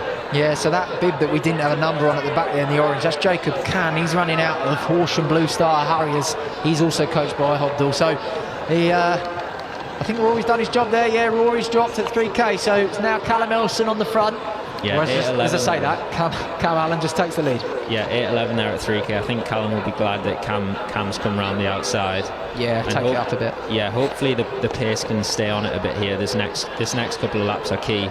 It dropped a little bit there. They wanted 8:07 at 3k, so about 3 or 4 seconds down, but that's okay. They can bring that back. Yeah, there's so much that you can make up in the last k. There's a lot of time. So now Allen on the front, Elson in second, Tomo Tarragano. I mean, he was the Liverpool cross country champion. Big title there, and he's following the move of Allen. I think Allen's really raised it a little bit. Brett Rushman's had a brilliant winter, as we say. He's there in fourth, and Jacob Can, he's already won PBs this season over the 800 and the 1500. But at the moment, I think Allen is really pushing that envelope, isn't he? Yeah, he looks good at the front as well. He looks smooth. He doesn't look like he's massively increased the pace, but I think he's gradually increasing it, that you can see the group sort of stringing out a little bit. Further back in that chase pack, another lad you'll know is Oscar Bell. He's just about to catch up to Jack Kavanagh. He's pushing the pace in that second group. His personal best is 13:51, but he's run that on the road. He's only run 14:03 on the track, so he'll be one that will be wanting to smash that 14-minute barrier. Yeah, slight gap opening up now in that front group. Yeah, it's Cam Allen still, isn't he? It's only Tarragano that's saying, I'll cover it. It's now Elson who's at the back, who's got to stay on it. He's just looking down at the ground. Jacob Can trying to bridge that gap. Brett Rushman is just doing it in a smooth way, but I think it's deceiving on the picture. But Allen is absolutely hammering it at the front. What are you thinking at the moment, Scott, if you're a Callum Elson? These are the laps that really count. He has to stay in touch here if he wants to make his speed. Because we know he can close. Yeah, if he wants to use that in the last few laps, these are the laps where he really needs to focus. And it might not even be a physiological thing right now. It's just, the laps, they take a lot out of you. So it's just staying focused, staying focused on the person in front of you, and not letting any more gaps open up. Yeah, so they've just gone through there with 1,200 metres left to run. When they go around the back corner, that'll be the 4k mark. So we'll see whether they've brought the time back again. They were about 8:11 at 3k for 13:32, which would be an outright PB for a lot of these lads, if not all of them, in fact. They want 10:49 at 4k. I think we're just going to be a little bit outside that, but you know what, we could be looking at an inside 13:40 clocking if they can close. What do we have through 4k? A little bit behind on the stream. I reckon that's about 10:54, 10:55. Yeah, if they can close the last 800 in under 206, 205, 204, then yeah, they're going to run quick here. Jacob Can's closed the gap back onto the lead too, and Brett Rushman's trying to do that as well. There's about 10 metres back to Elson in fifth, and if you can just keep that gap there, you might have a sniff over the last 2 laps. So looking at the pedigree now of these athletes, you've got Cam Allen, he's a 3:41 1500 metre runner. You've got Jacob Can, who's run 3:41 this season. Out of the 4 there, not including Callum, who's feeling the pinch a little bit, they've got to be the kickers, no? Yeah, I think it's Jacob Can's race for me. I know Tomac goes really well in Belfast, but Can's 1500 speed over these last 2 laps, I think, right now, I think he's looking the most dangerous. He's taking that up early, so it's Jacob Can. He's the first time he's hit the front tonight. As I say, he's run personal best this summer already over the 800 metres and the 1500 metres, and he's already done a 3:58 mile as well. The boy is absolutely flying at the moment. It's Tarragona, the Liverpool cross-country champ, that's followed it. 600 metres left to run. Cam Allen there in third. Brett Rushman back in fourth, and it's Callum Elson who's still holding on for fifth. Never count out Callum Elson. What are you thinking, Scott? I think they're going to be right at 13:30 here if they close the last lap. Cam Allen's done well to stay on the group. Jacob's gone round and pushed the pace, but Cam's done really well to stay on it here. And Tomer still looks good in second, so I think it's anyone's race over the last 400 metres. And here we go, 420 metres to go. There's Charlie McCarthy getting the content, getting the angles for Team Macau. 1 lap left to run. It's Jacob Can, the man on the front. Toma Tarragona, who closed well, as we spoke earlier, recently in Belfast in second, and Cam Allen in third, our long-time leader through those middle stages. And this is where the race will be won and lost. Callum Elson has overtaken Rushman. He's flying down the back straight, Elson is. I don't know whether he's got enough yards left to catch these boys, but he is moving very well. And here goes the kicks. It's Tarragona who goes first. Cam Allen follows. Jacob Can now looking a little bit stretched, and Tarragona who's gone clear. 200 metres left to run. He looks beside him and says, hang on boys, I thought we were racing. He's gone clear with 150 left to run. It's the Birmingham man, the pride of Birmingham, into the home straight, and Tarragona has absolutely tore this race apart. No one saw this coming against Cannon Allen, but it's Tarragona who's coming down to the line. He's going to be rewarded with a winner comeback and a massive personal best. 13:31 for Tarragona, Allen for second in 32, Can for third, and it's Elson over the line for fourth, with Rushman in fifth, all inside 13:40. And look at this, all of these athletes smashing 14 minutes. Scott Beattie, what do you make of that? Yeah, what a race that was. I think Tomer showed his strength and his speed over the last 200 metres there. Absolutely blew the race apart. He looked really good in the home straight, and great run from the other two lads as well. Massive PBs across the board. Great run from Callum in fourth, and then looking further back, massive run from Callum Johnson there to run 13:43 if I'm right. First time under 14 minutes. That's huge. He's absolutely obliterated it. Massive run from James McMurray as well, low 13:40s. Recently became a dad this year, so big shout out to him too. Huge. And I think catch for Oscar Bell. Did Oscar Bell break 14? Surely. Yeah, well inside. Well under. Oh, that's an incredible race that was. That was really hotly contested. It was really nice to see, you know, a good group of 5 athletes with a couple of laps left to run, all in it. Massive pacing as well from Rory Leonard. Set it up really nicely, 8:11 through 3K. And I suppose, unfortunately, that concludes Comeback 5000. It's always a bit of a somber note, but what have you made of the event tonight, Scott? Yeah, I think it's been a great event, and what an advertisement for domestic 5,000 metre racing. You know, it's often tough to get 5,000, 10,000. Obviously, Highgate have done really well with the night of the 10K PBs, but getting that sort of those domestic 5K races at this level is really tough, and the depth that's been on show tonight, I think that just speaks volumes for the meet that's being put on here. Yeah, too right. Thank you to Scott for joining us on comms tonight. Thank you to Belgrave Harriers, Stephen, the team there, Ben Node and the Friday Night of the Lights team as well. Thank you to Soar running for sponsoring tonight with their financial backing. Thank you to you guys on the ground here at the Millennium Arena for supporting us once again at Comeback. This is the 5th year we have done it. We are going nowhere. We are here to stay, and thank you to you viewers back home for your support in the chat and also just following along at home. I've been Lloyd Kempson. Big shout out to Steph Hewitt for joining me on comms. We will see you back next year.